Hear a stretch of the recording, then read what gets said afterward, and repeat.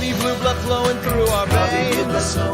Sitting in the bleachers in the rain. We've shed a million tears and drank as many old style beers out at the game. Let's go Cubby, Ranto, Ranto and the lovable losers. Ranto and the lovable losers. Ranto.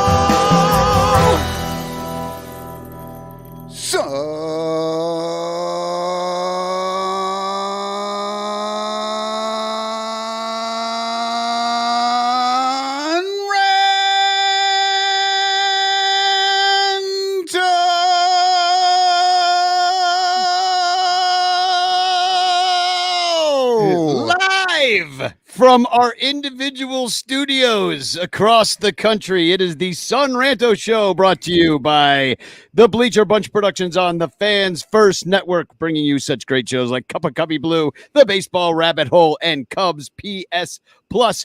And of course, this show is brought to you by our 108 Patreon supporters. Thank you so much for supporting us.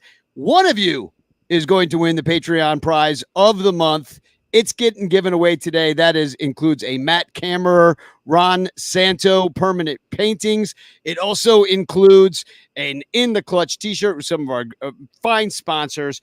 I would like to thank our super duper ranters, Blake Beard and his magical tickets, Rogue Wave Creative, and Mike Waller in the Cubs PS Plus podcast.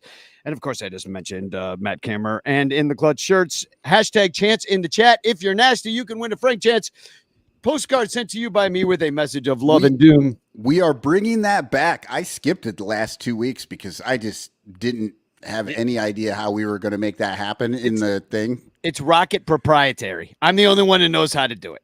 So it's rocket science. Is that what you're saying? Literally rocket science. But let's be honest. He's the only one of us that'll remember to go to the post office. Well, it's that is he was true. Still going to have to do that. I just couldn't pick the name. The question is, can I remember to do Chance at the end of the show? That is really the main question. So, IFG, how the hell are you? I haven't seen you for 2 weeks. Good. I'm here. You're present. You're not wearing any Cubs gear, which is smart of you. Sorry. No. There's always some. There we go. It's football season. My gray Cubs hat to match my gray dress for the general grayness of the feeling of this season overall. It's a gray ass season. So gray. Really Yeah, I'm not talking about Pete Gray, the one-armed batter from who did he play for? The Pete Gray. Remember that guy who had batted with one arm? He was like, I don't know if he was a Bill Veck special or what. You know what I'm talking about? Pete Gray? I don't remember Pete Gray, but I'm feeling Gray. Baseball rabbit hole. Yeah. No, you should do a Pete Gray baseball rabbit hole. He was a one-armed player. I need to do a baseball rabbit hole on players who played the game without appendages, because there's also Abbott, right? That pitched. Abbott's pretty great.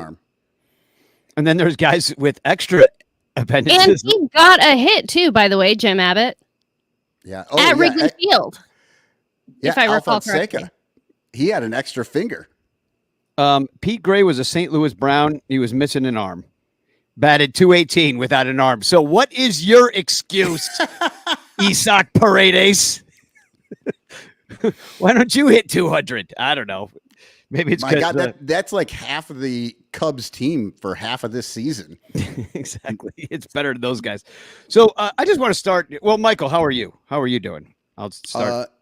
I'm doing good. I'm happy that I'm not up in your spot right up there. Did that for 2 weeks, and I have a little more appreciation for what you're doing there, Danny. It's not nearly as fun as being down here where I'm at, and trying to keep the thing going. And I'm glad to have you both back. It was weird last week.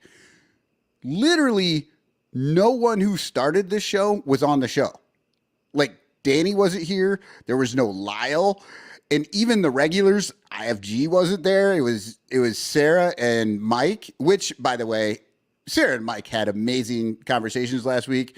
And thank you to them, because it made my job easier because I just sat and listened to them a little bit. It was fun. I'm glad it went well. I know, sometimes, you just struggle with your mentals, and I was struggling with my mentals last week. So I'm really glad that, we had you here to hold the place down, and Sarah and Mike too. And, Danny had some really good reasons to take a couple of weeks off. How are you doing, Danny? Well, I feel basically enveloped in the love of the Ranters and the Cub fans that have shown me massive amounts of support. So like right now, I'm actually doing pretty well. I'm riding high. Obviously this was a very sad experience for me because, you lose your mom, and some people don't like their moms. I was lucky, so lucky to have a really cool mom who was very talented, instilled in me some like incredible, like values about community, and also like music, that she gave me the gift of music. And that was like apparent throughout her death. Like we sang to her, she died, for example. And so for that to be the through line, and then to throw really the biggest kick-ass funeral that anybody's ever been a part of, like I know I sound like Trump, I'm like, it was the greatest funeral that I ever seen, Had the biggest crowds. we had the biggest but we did. I mean, I went, listen, we'll start with the wake. First of all, thank you to everybody that came to the wake. I'm going to leave somebody out that came, but well, first I got to show you something. Yes. All right. So shout out to Gluckert Funeral Home. If you're in need, the Gluckerts are your people if you're out in the northwest suburbs. But guess who signed the book first? Just guess. Andre Dawson. No. Oh. Somebody that would come to the wake, not Andre Dawson. Okay. Well, I was just hoping maybe he was like Crawley. over there trying to get some cash on the. Exactly, IFG. You got that exactly right. Crawley first in the book. That makes sense. I didn't even see him first. I saw Bill Suggis before I saw Crawley, but Crawley came in at like 3:15 and signed the book before anybody got to scope the place and find the bar. Yeah, exactly. He's Crawley like, where are they probably serving the drinks around here? I'm going to get started early. That's the Crawley. Knowing Crawley, he went up and found them, and he's like, give me the book. I'll take it in there for you. Yeah, just don't so worry. he could sign it. I got you. Exactly. Signed it 3 times. So, but Bill came, Mai Tai guy was there. Miguel Esparza came. Who else? A bunch of Club 400 people came. I'm going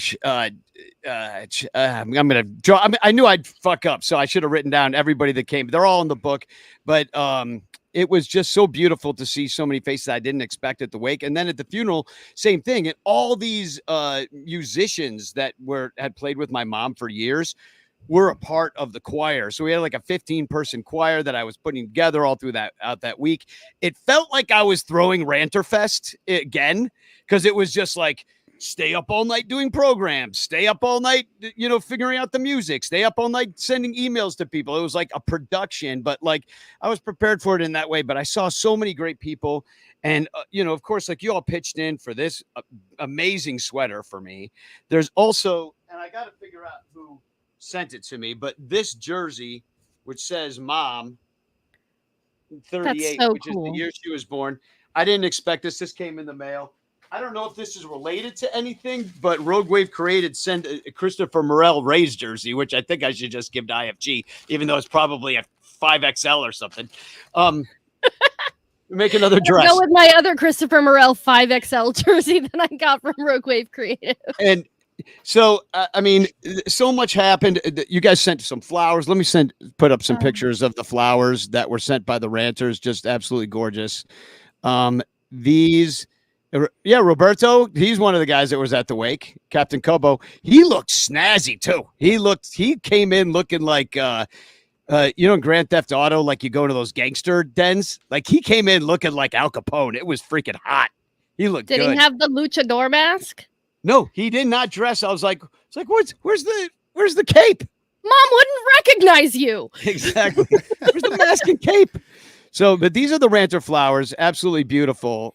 And it was also there was you guys had this group, the Help Juliana Get Out of Bill's Basement Fund, where you raised me some money to do whatever the hell I want with. And I guess Crawley said for Poland that I'd go to Trapdoor to Poland. Maybe we go to Japan. I hope I can go to Poland. I want to. Yeah. Shout out to Crawley to people start reaching out to me right away. I'm not really on Facebook. I'm not in the groups or whatever. So I reached out to Crawley, told him what was going on. I mean, he knew what was going on, but told him, asked him if he could help with a lot of it. And he really did a lot of coordinating, getting the groups up. He had to start that group, Danny, because we could not kick you out of the Mike Leonard condolence jersey group because you created it. Right. So we could kick anybody out except for the person who creates it. Yeah. Well, that makes sense. So that's why he started the other group. And then, of course, we were getting texts like, somebody's doing something weird. We have another group. We had to explain. Yeah. But Crawley, I just want to make sure that that everybody understands. Crawley did a lot of legwork to make sure all this stuff happened. Completely understand. Yeah. No, and I know. Yeah, no, I know he did. And he was No, I know you do. I'm kind of letting everybody the people know out there know that he did it. It was great of him to do that. So this in from Rogue Wave Creative. It is a 3XL jersey. That's Christopher Morel Ray's jersey. So could make a dress out of it. I think something. Well, especially since IFG is minus 3XL. I don't know. She's very small. And now she's kind of disappearing on me. She's become. Are you seeing this? A spinny rainbow of death for. Well, I don't know what's happened to IFG. It looks like she. Maybe she had another earthquake. Remember the earthquake? Oh, there she goes. And I pulled her out because she's just disappeared. So Captain Charisma says thanks to the Mom Shrine for the no hitter. Also, Cubs are 1 and 2 since the Mom Shrine. I do want to bring up the Mom Shrine. So they gave me this portrait of my mom. You can see it in the middle there. And this is the Mom Shrine after it had grown. So the 2 helmets I did not put, this fluorescent ball I did not put, the hats on top I did not put, the Thunderbolts thing I did not put. Also, so people have been putting things down at the Mom Shrine. This is kind of how it's looking pretty worse for where I fixed it up since this, but this is like the first night. There is Jorge Moreno, who works at the Spanish language broadcast with our man on the Spanish language broadcast with Miguel and the whole crew over there. There he is. He brought flowers over. Also Joey, Wrigleyville bum, he sent me $20. He goes, hey, would you buy some flowers, put it in the Mom Shrine? So anyway, people are donating to that. This is from Chad Smeets. He put a hat with my mom's initials and a heart. He put that in the Mom Shrine. And there it is right at the beginning when I just first made it out there on Ballhawk Corner. And there it is that night. It got the candles going. We got a Hanukkah situation on our hands, too. Those candles just keep burning. 8 days, 8 nights. We're looking at a miracle, people. And Ian had Baez prayer candle I'm seeing there in the corner. Yeah, I left. Michael Cotton and Emily made these candles years ago for John Baker Day in 2019 or something like that. And I had held on to these until now. And then I said, well, now this is the perfect time to use these things. So I brought them down to the Mom Shrine. So there's a Rizzo, a Javi, there's a Pedro Strop, and then I also got a Virgen de Guadalupe and a John Baker Day candle and a couple blue candles just to throw in there.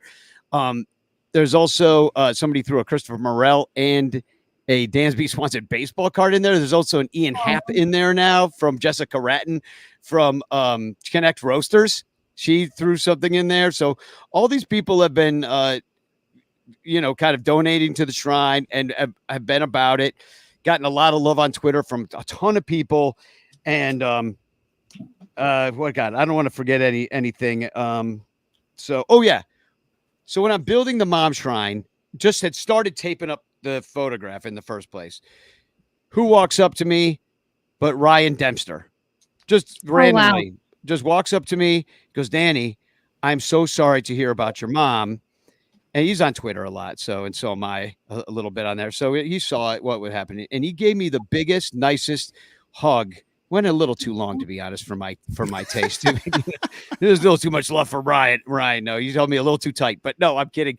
But it was such a tender moment, and we sat there and talked for a little bit, and I just told him about all the Cub fans reaching out and what a family I felt enveloped in, and the love and everything that I felt. And it was just such a beautiful, like, I feel great right now because of this, so it's like, I feel bad for people that don't have it. I feel bad for my sisters who don't have this. They're kind of just sitting alone, and I've got like thousands of people wishing me well at all times. Like, it's pretty great. And at some point, when you all forget about me again, I'll feel sad. But for now, in this initial moment, it's just been incredible. Oh, I lost my lighting here. And I just want to say about I got the shout out from Alex Cohen last night on TV, and I'm just going to play it real quick in case you missed it. It's a good one.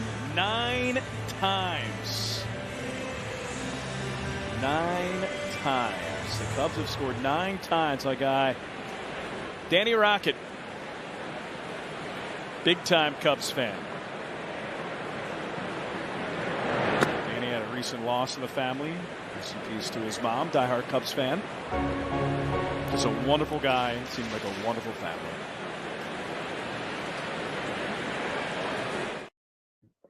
That is literally so sweet. He probably could have used a different phrase than diehard Cubs fan for my mom, if you know what I mean. Just saying. But no, absolutely sweet. I was so touched. I wrote to Alex and said, thank you so much. That means a lot to me and my family. My sisters were floored, and some of the best thing, one of the best things that happened is this Elvis impersonator. He wrote to me, he said, so I don't know if your mom got into Elvis at all, but in case she did, I've got a tribute show I'm doing tonight, and I'll be more than happy to dedicate one to your mom. And he did. He said he dedicated Suspicious Minds twice. So amazing. Sang it twice throughout the night. And so those random stuff happened.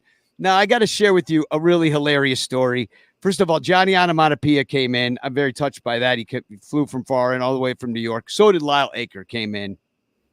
And so Lyle, he was friends with my mom. She sold him a card years ago that exploded in the street one time. So they've known each other for a long time. So anyway, Lyle comes into town. We go to the church where, we're there early because we're doing the choir thing and whatnot. So Lyle comes with us. And all of a sudden, just hear this huge crash. We just gotten there. We had just gotten there. And they hear this huge crash, and I see Lyle just disappear.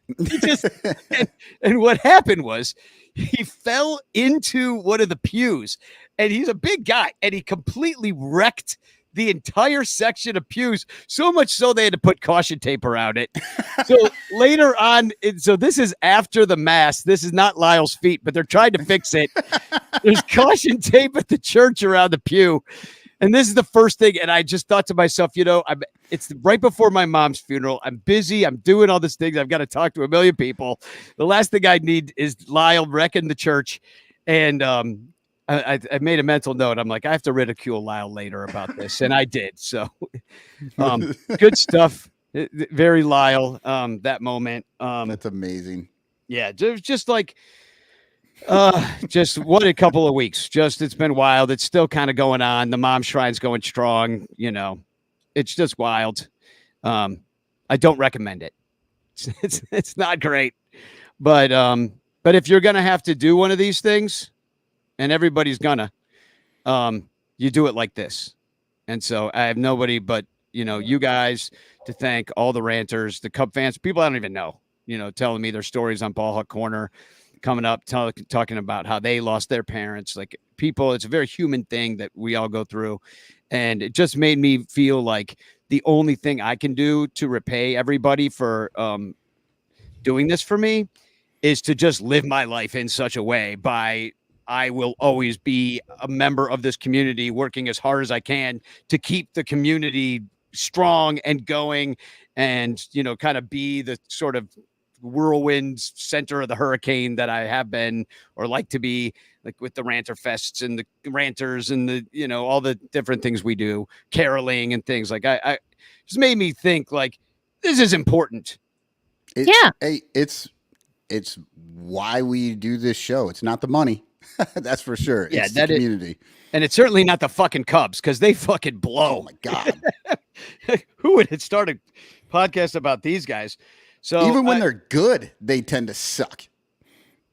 So anyway, and thank you guys for holding down the fort, and for the couple weeks that it was chaos, and especially you, Cotton. You kind of got thrust into the lead chair where you had to figure out where the all the stuff in the brand is that I'm fucking with, and so Paul Crawley says I'm holding back the big cut podcast money. Oh, it's coming. Don't worry. I'm investing it right now. I'm investing it in the future in a new media corporation. Someday we'll get bought out by Spotify or somebody, and Danny will throw me and IFG like $1,000 and be like, kick rocks, guys. Yeah. I'm gonna hire some good partners here who know what they're doing.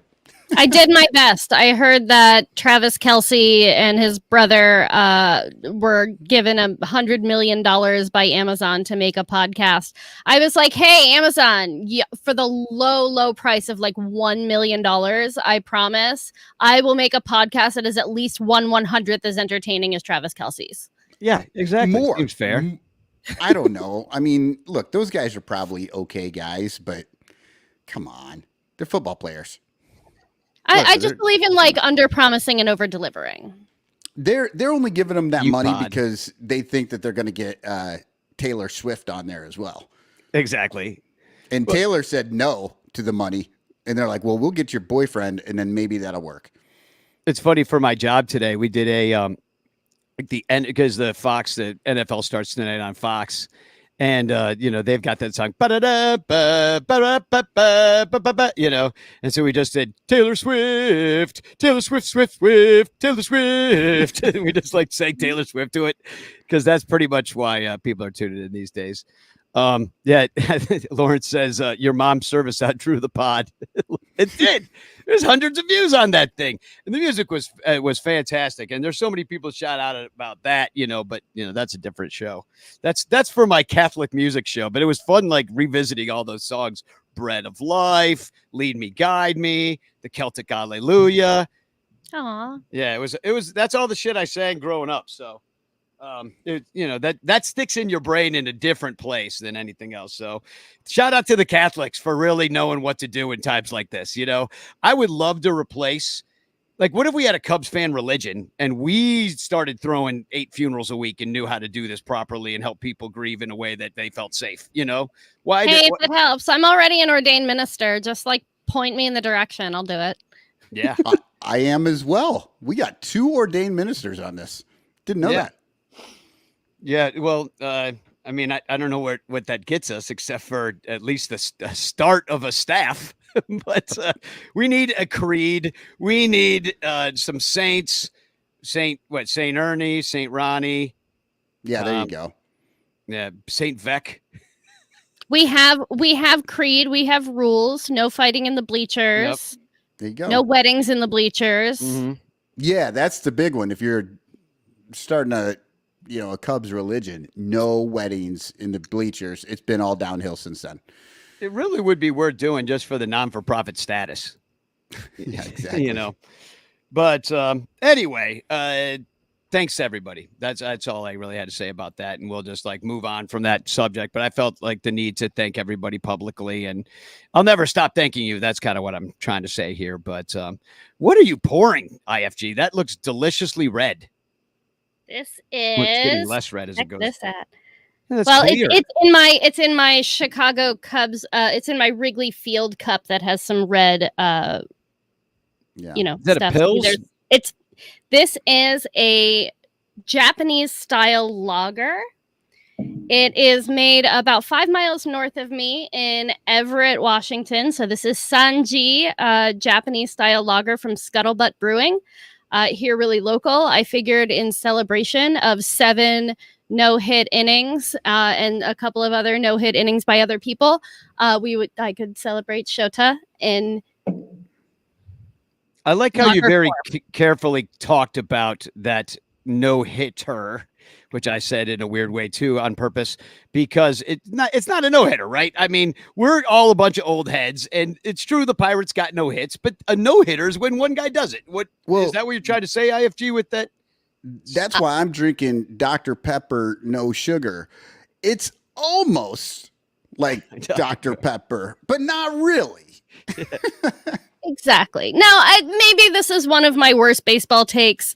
Maybe it's one of my most boomer baseball takes. I don't know. Boomer Bill, you can confirm that, I'm sure.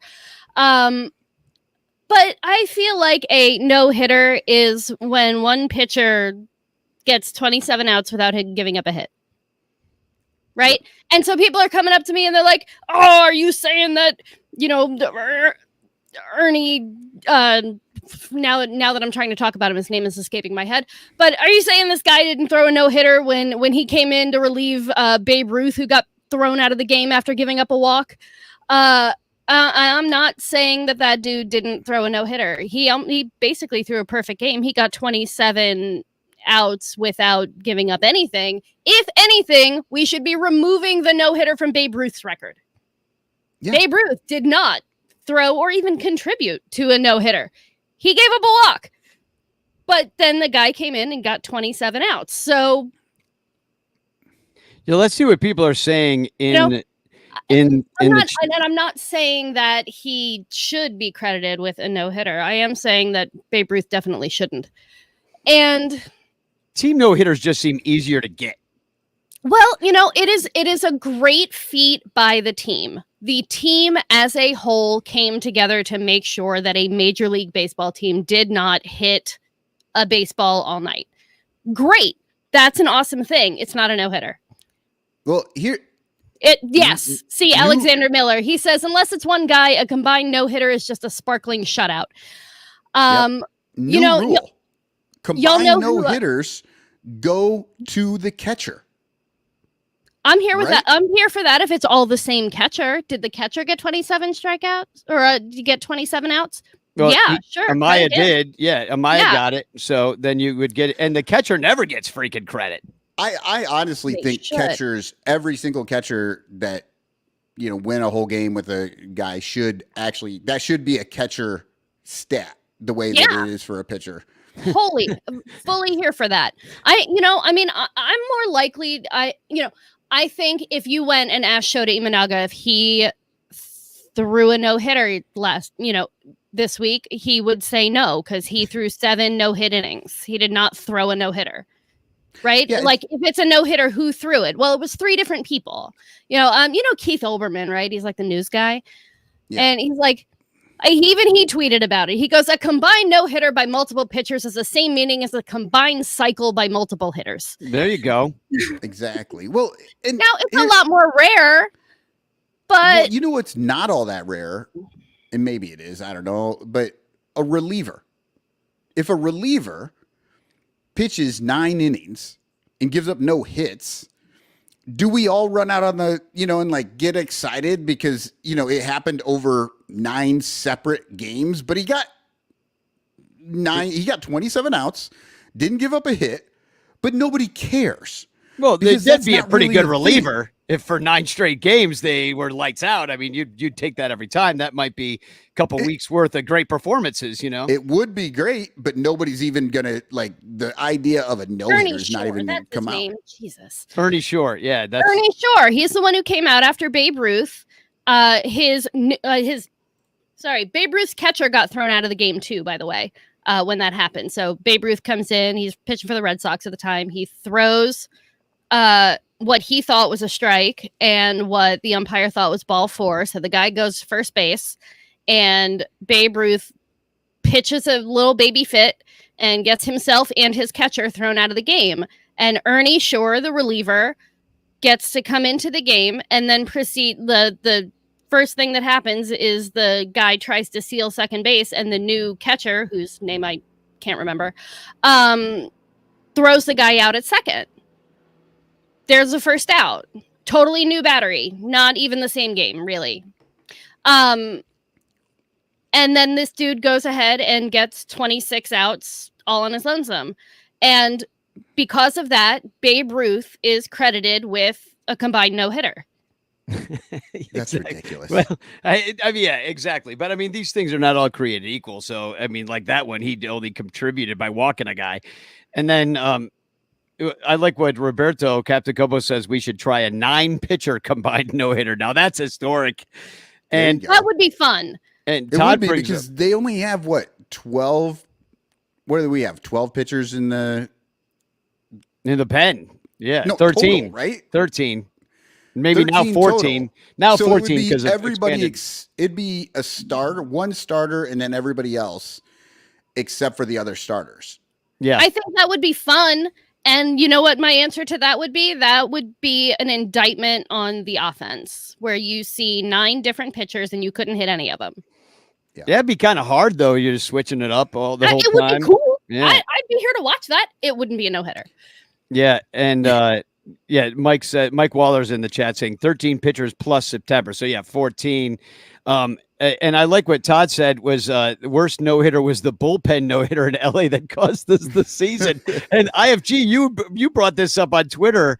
I had where did I do with your tweet here? I'm looking for the tweet that I'd had for you, but I'm not finding it. I'll find it eventually. Right here. There it is. Oh yeah, you said, I swear to Christ, they better not do another 13-game losing streak after this. 'Cause that's what happened last time they had the no-hitter. It was like Alec Mills and Alzolay, and they even made a dumbass bobblehead that Dominic told me is $120 4-person bobblehead for a combined no-hitter. Ridiculous. So since we're talking about this no hitter, I'm going to bring up one of my TFCs out in the subreddit for the Cubs. They were talking about the no hitter here a little bit, and this was one of my favorite little bits. The first guy, he has on there E5, E5, E5. Ha ha. I still think about if Kevin Ory got an E5 instead of calling that a hit. ... Fuck Kevin Ory. I'm sorry. It's probably not his fault. It should have been. It should have been ruled an error. It's not his fault. He's not the scorer. He's not the official scorer. He should have caught that ball. But it should have been an error. So then the next guy responds, that was a perfect game. Nobody will ever convince me otherwise. Somebody new jumps in. No. Wouldn't have been a perfecto. Would hit Biggio with a pitch. And the final guy says, hitting Biggio makes it more perfect, not less. Oh, I like that guy. No lies detected. I just thought Somebody that go was find that dude and wonderful. high-five him for me. Sarfinius said it. Yeah, I just thought that was just such a great run of, posts and then comments on it, ending with that. Yeah, hitting Biggio just makes it more perfect. Excellent takes. Kerry Wood throwing 20 strikeouts in a game as a rookie is more impressive than most no-hitters anyway, but that was a no-hitter. And cycles. And you know what? And forget Kevin Ory. He was trying his best, I'm sure. But that scorer, I better never see you. Yeah, that's No insane. dark If you alley. go back and you look at that one play, it is really hard to look at and think to yourself, If that it was anything a is an hit. error, that was an error. Yeah. And I liked what Bill Sugas said about, how the team came together to throw a no-hitter. The team came together to lose the first 2 games of the series too. And one of them was just really bad. I mean, that Monday night game where I was at the game with Lyle, and he was riding what's his name really hard. Brian Ryan Reynolds. Reynolds. Yeah, dude. He was out in left field. He's like, you put ketchup on your hot dogs and all sorts of stuff like that, yelling at him, giving him the business. And then he hit a 3-run homer and ruined our night. A couple of like little BS hits, one infield hit to Paredes that, that was just a straight up infield swing and bunt and like first and second. And then then they gave up another one. Was that the homer to McCutcheon? Probably. Was he the one that hit the other one? I forget who hit the other one.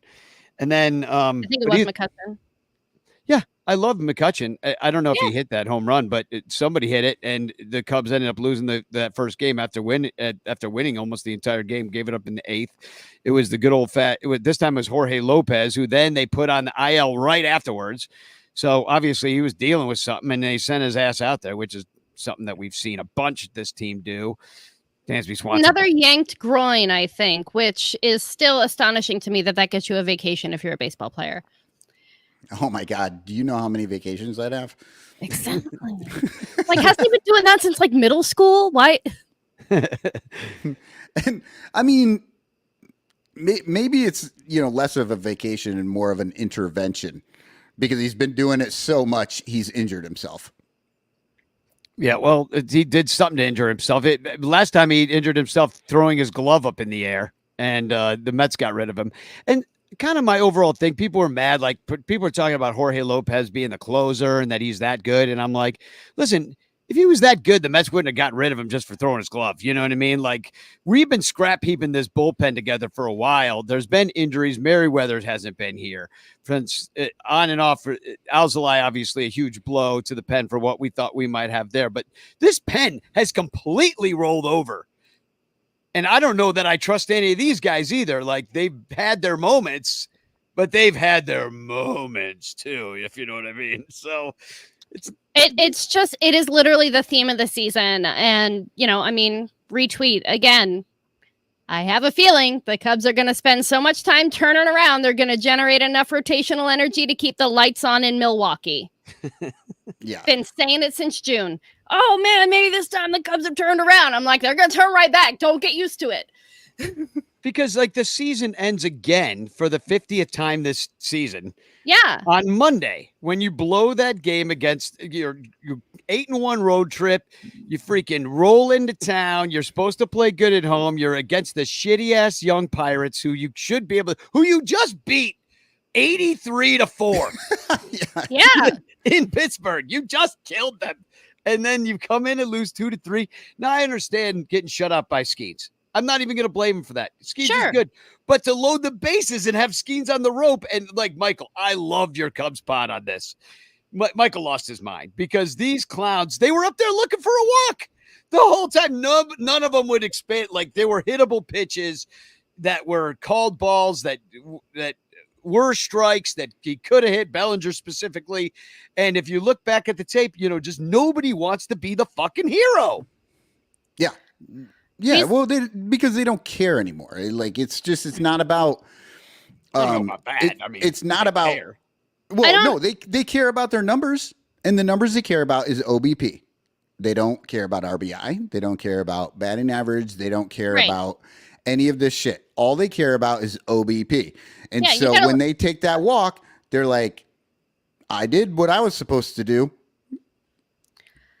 Yeah. And I think it's a question of motivations. If everybody's on like a 10-minute contract and they're all looking for their next payday in, free agency, whether it's because they, earned free agency because their contract ran out because our team doesn't sign multi-year contracts, or because when we have good players, we just tell them to go away. And then they have to go and get a new contract somewhere else. Like now, like everybody's incentive is to look out for themselves and their own numbers so they can negotiate a paycheck rather than trying to win with the team that is the city that they want to stay in for their entire career. I don't think we have any more lifelong Cubs. Like, I just like the way that incentives are set up, the way this team signs contracts, like that's what you're going to run into. I can't blame anybody for doing their best and also trying to protect their numbers.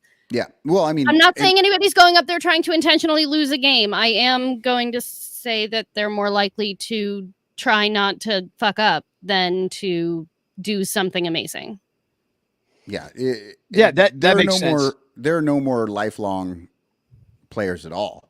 I mean, Joey Except Votto, apparently Matt Chapman in San Francisco for some reason. Yeah. We thought Joey Votto might do it, but even he, I mean, I guess he never actually played for Toronto.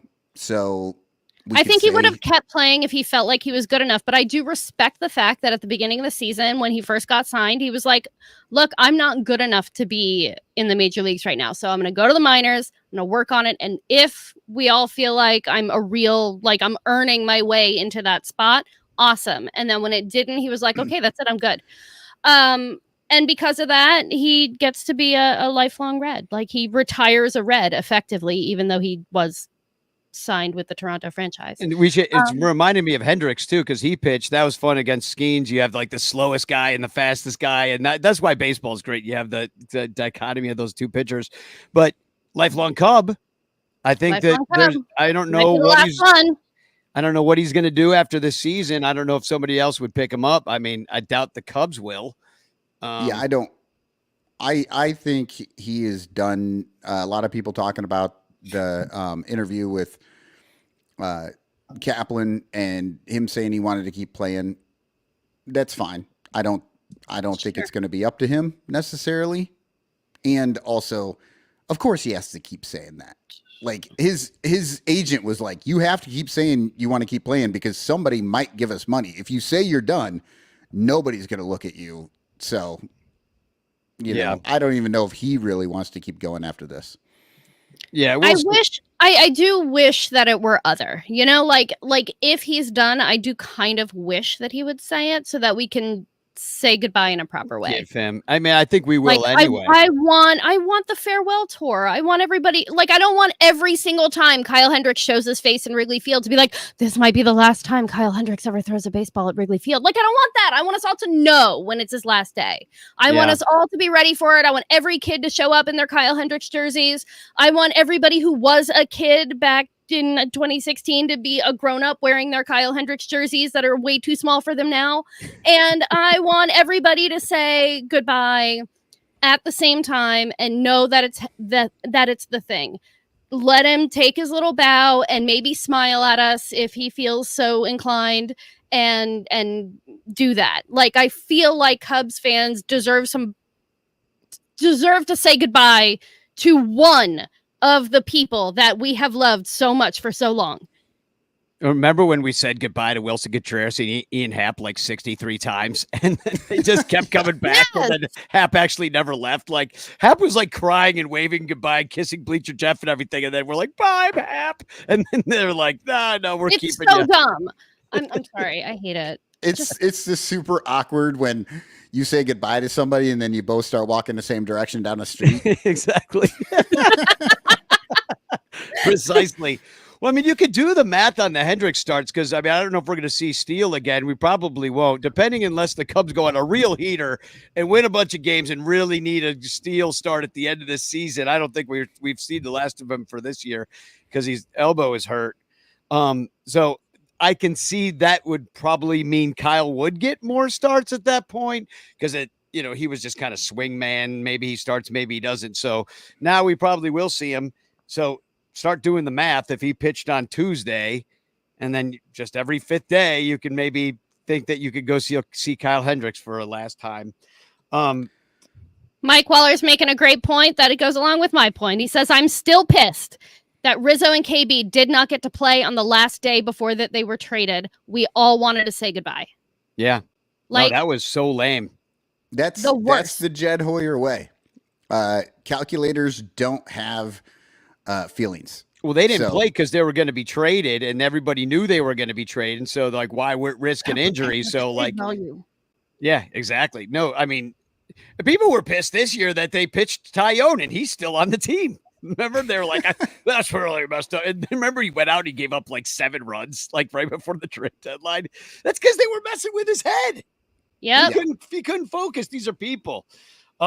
We should mention the DC series. We did sweep them. We almost lost that first game of it. Smiley came in, stunk. I mean, these guys all had, as I said, they have their moments and then they have their moments.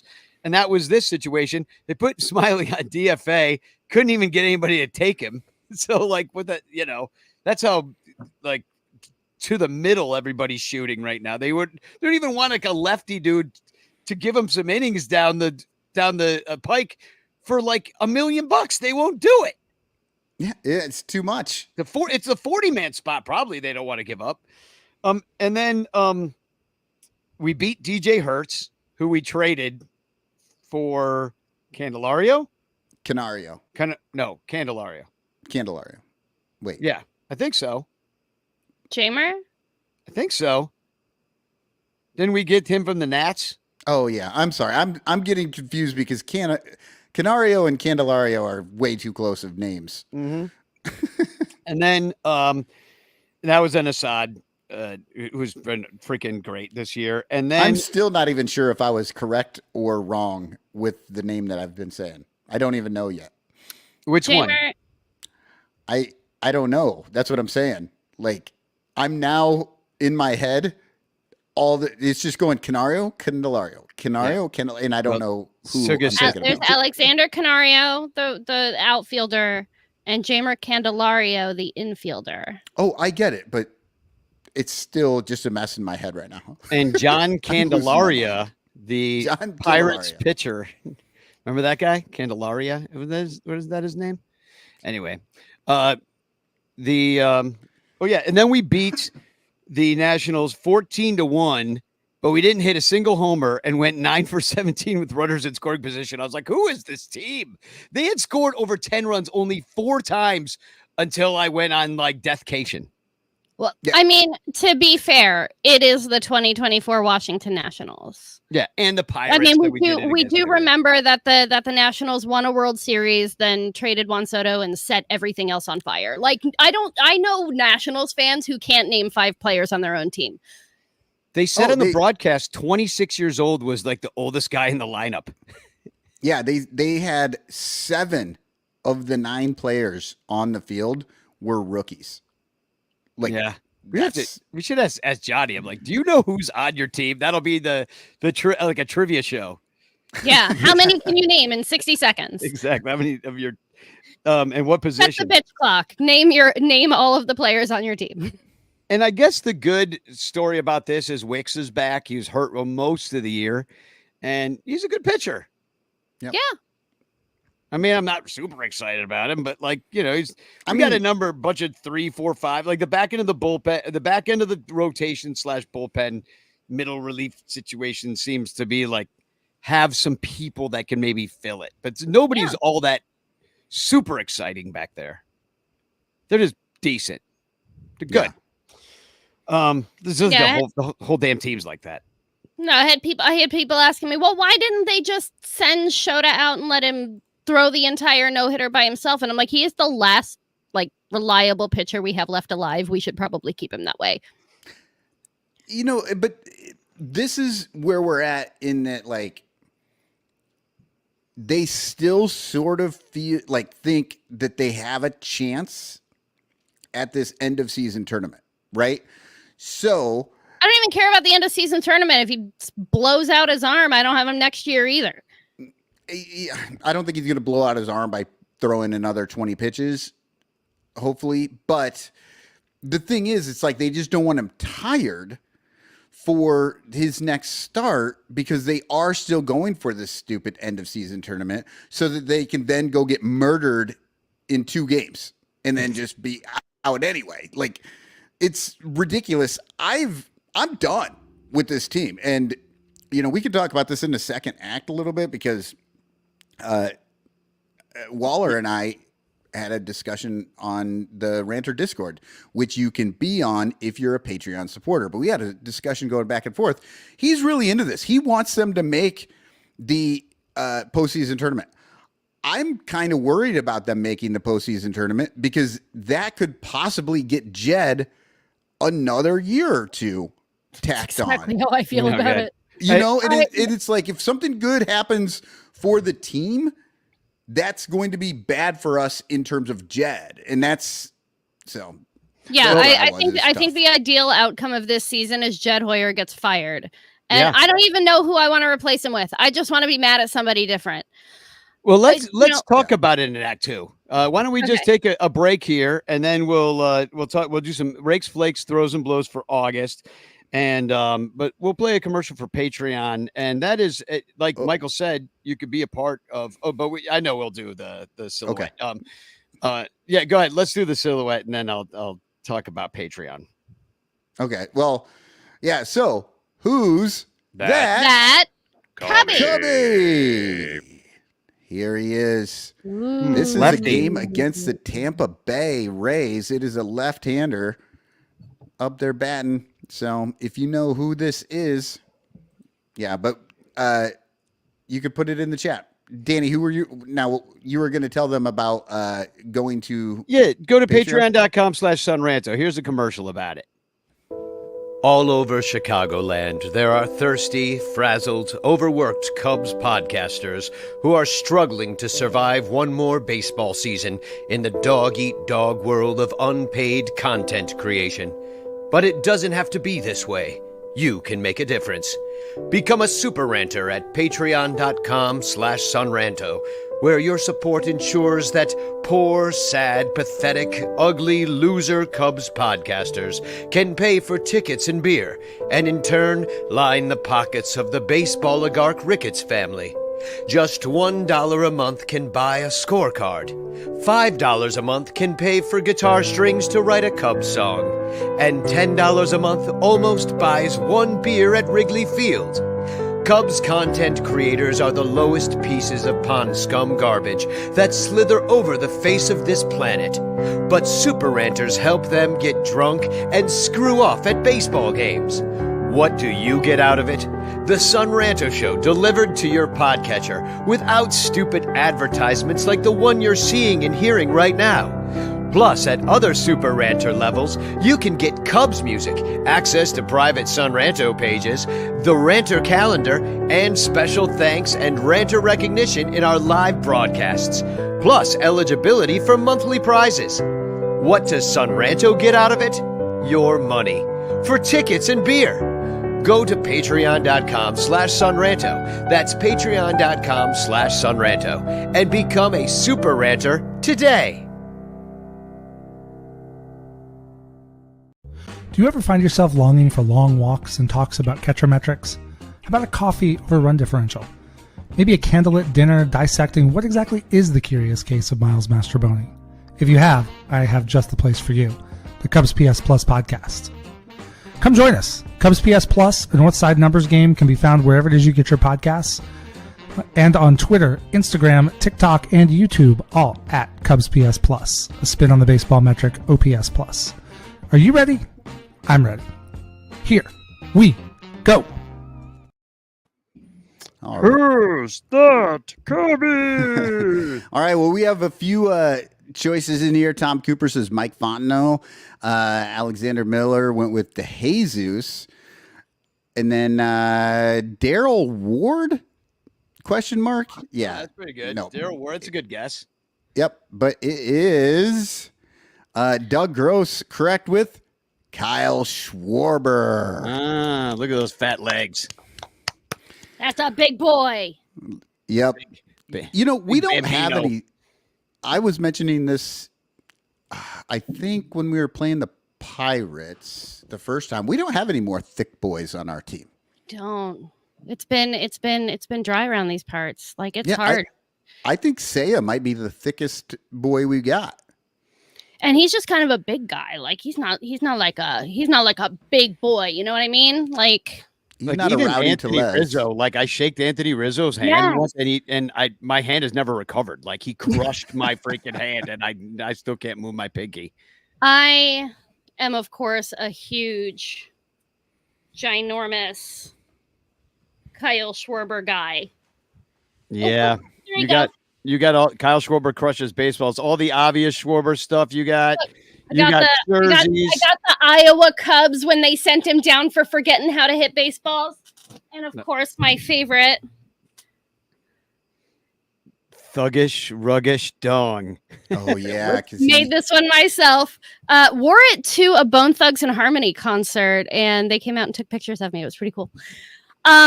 Huge. A, you went Huge to a Kyle Bone Thugs and Harmony concert. B, they took pictures with you because of that shirt. That's amazing. Yeah, it was really cool. Yeah, huge Kyle Schwarber guy. You know, I have some information. I'm ready to soapbox about Kyle Schwarber today. Please do. I'm- He's had himself a month. he Did has I say had- that Doug Gross got that correct? Yeah. Okay. For a second there, I thought maybe I skipped that part of it. Okay. Go ahead, IFG. Sorry about that. No, you are like doing so great. Okay, so this was the other day where this Phillies beat writer says Kyle Schwarber was non-tendered by the Chicago Cubs on December 2nd, 2020. He just hit his 29th and 30th home run to give him his fourth straight 30 home run season since the Cubs let him walk. There have been that is zero. That is parentheses ZERO 0 Cubs with 30 or more home runs during that span. Bellinger Morel had 26 each in 2023. And then a few minutes later, make that 31 home runs and counting on the year for Kyle Schwarber. Neither Chicago team should have allowed him to leave the city. He is currently averaging 39 home runs per season over the last 4 seasons. Yeah, but what's his batting average? He batted only. Let me OptaStats just say comes in. one Hold thing. on a second. OptaStats Okay. comes in, and OptaStats says there have been 2 games in MLB history where a player had 6 or more RBIs, 5 or more times on base, 4 or more extra base hits, 3 or more home runs, with one of them being a leadoff home run and a home run in the 9th inning or later. Both of those people were Kyle Schwarber in the last 30 days. Fuck you, Jed Hoyer. Absolutely. No, and I kind of wanted to like point out too, like you keep saying like it's 4 straight seasons and all that stuff. Another term for that is all the seasons. Every season since he's been gone from the Cubs has been more than 30. And it's not the like- seasons And he was the on year- the Cubs, by the way, too. Yeah. And the year before that was 60 game season, right? Which, like, he didn't do great in the 60 game season. I'm so freaking sorry that maybe, I don't know, he was sad because the world was falling apart and a million people died. He's got feelings. The year before that, 2019, 38 home runs, 100 RBI. Yeah, let's call that 5 straight then, because they've never replaced it, and that's what's tough about the situations. Because, like they said, there's nobody on the Cubs that has hit 30 home runs at all. So, how many times has Jock Peterson done it? Well, I don't know. He hasn't done it. He got old, right? Look, I mean, he's not. I don't think he's ever done it. Yeah. I promise I maybe wouldn't did call long- Jock Peterson dollar store Kyle Schwarber anymore. He's a nice boy. He deserves his own credit. But we did literally non-tender Kyle Schwarber and then give Jock Peterson $1 million more than Kyle Schwarber got the season we non-tendered him. So, I was thinking because you said it's December 2nd, a day that will live in infamy. I know it's 7th and for D-Day, but that's Pearl Harbor. That's what it is. Pearl Harbor. Yeah, but you could put that December 2nd, the day Kyle Schwarber was non-tendered and will live in infamy. And it really would, because that was the beginning of the end. I was so sad. I cried. I was very sad. And then, like, as I'm going through, like, the 5 stages of grief because the Cubs have non-tendered my favorite player for literally no reason whatsoever. And they're like, oh, well, he's the National League. He's not very good at defense. And we don't have a DH. Everybody knew. Yeah, it was coming. That it was coming. That there was going to be with the new CBA or whatever. Yeah. Yes, CBA. With the new CBA, that we were going to end up with a DH in the National League. And if you couldn't see that, you're dumb and deserve to be fired again, Jed Hoyer. But also, he hasn't played DH. He's been a left fielder like almost the entire time. I think this is the first season. So it's not like he can't do it. Right. Now, I think last year it was kind of was it last year before that it was because Bryce Harper was hurt and couldn't play in the outfield, so he was out there. So like he's serviceable. And this year, I think this year is the first season that he is not a qualified outfielder. Like they're just like, yeah, sure, just go hit the dingers. And I'm not saying, maybe they would have, maybe they wanted him to do that, but like you said, Harper was hurt. Mm-hmm. But I'm just saying that argument kind of falls apart when you realize that Kyle Schwarber played 3 seasons as a left fielder. He wasn't the DH, so he could still do it. And guess what? Philadelphia has been in the playoffs every single freaking year with a great team in first place, because not only did they get that guy that we love, but they also signed Nick Castellanos, who we would have loved to have had. And Kyle they signed Schwarber, Bryce Nick Harper. Castellanos, and Bryce Harper, who should all be Cubs if... Yeah, exactly. If our team was run like the Phillies, which seems plausible. Like, you're like, hey, the Cubs are kind of run like the Phillies. You would think then that'd be like the 80s all over again. Like when Dallas Green came over, totally took all the great players from the Phillies, made the Cubs good for one season. Yeah. That is you would understand that. You're like, okay, you're not a coast team. You're whatever. They don't run it like that at all, though. They don't want any, I think they don't want personality. Like they want to run it in a very corporate way in which they can plug and unplug people like in an assembly line sort of thing, where like the whole thing does not hinge on the performance of a Bryce Harper, which we paid a lot of money. And if he doesn't work out, then we're fucked. It doesn't hinge on that. It's all like plug and play guys. Well, if this guy didn't work out, we'll use this guy. And if that guy didn't work out, well, it's like a little puzzle that they put together, which is, underwhelming this year and last year and every year since we've been looking at this. It's boring baseball. It's, they're just putting in numbers and then they think that anybody can do it. We've been saying on this show for many years, baseball players and all athletes are a form of an artist. The thing that they do is to become and do better than what anybody else can do, and then to do amazing things. Like even the middling players that like we have, they're still trying for that. But when you treat them like numbers and you don't allow them to do these things and become something greater than what they just were, like they're trying to do, you literally just rip the soul out of the game. Well, they just don't have any personalities. I mean, just more like as soon as somebody has a personality, they send them away. Yeah. Well, you know what though? There are people out there. I've got Showed a up. TFC here. There are people out there that totally buy into what Jed Hoyer's doing. Oh, I know. They're in. They're And wrong. I was on Reddit looking at the whole, there was a thing about Kyle Schwarber on the Cubs thing, and I saw these two TFCs. Curious Carl or whatever, it's kind of fuzzy. Hap and Suzuki are better. That was the first one. And then No Life Found says, I do miss him, but I would rather have Hap in left field and Seiya at DH than him at either of those positions. Come on. You guys I he's said going to hit your 40 home final runs. pardon.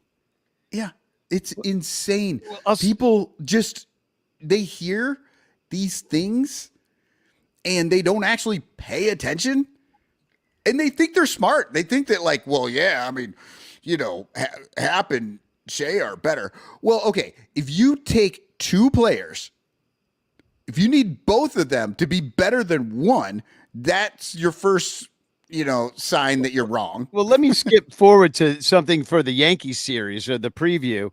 So Aaron Judge has 51 homers. Juan Soto has 38 homers. Okay. That's 89 homers between the two of those guys, right? It takes Hap, Suzuki, Bush, Bellinger, and Swanson to get 87, which is two less. So you can put Jan Gomes on it and you've evened it.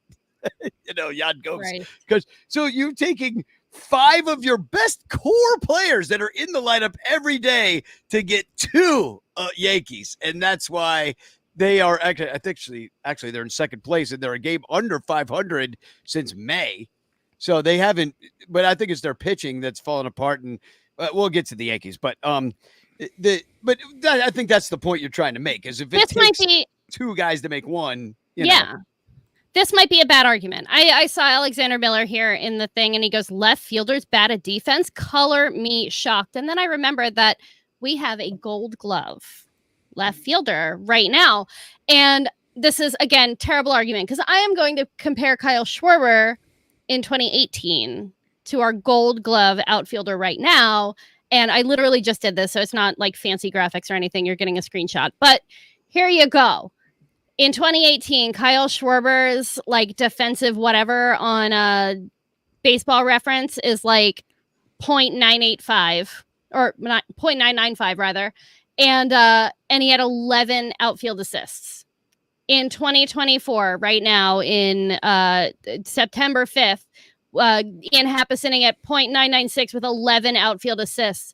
If that is a Gold Glove, then Kyle Schwarber was a Gold Glove outfielder in 2018. He did have that arm. I mean, just when he fucked up, it really looked. Oh, sure. bad. It's a really dramatic fuck up because you got a 250-pound dude like who can't stand up by himself. He's like a weeble wobble that fell down. I get it. It's very funny. Adorable. But like the Kool-Aid man. Do you remember when he ran out of his own shoe? Yeah. Yes. I remember I was at Oracle Park and he like dove for this ball and just hilarious. Very funny. Very funny. Also hit a home run that game. So it was a blast. Loved it. Every second of it. That's how good he actually was at the entire game of baseball. That even though he did weird, funny things like that, like we all still loved him.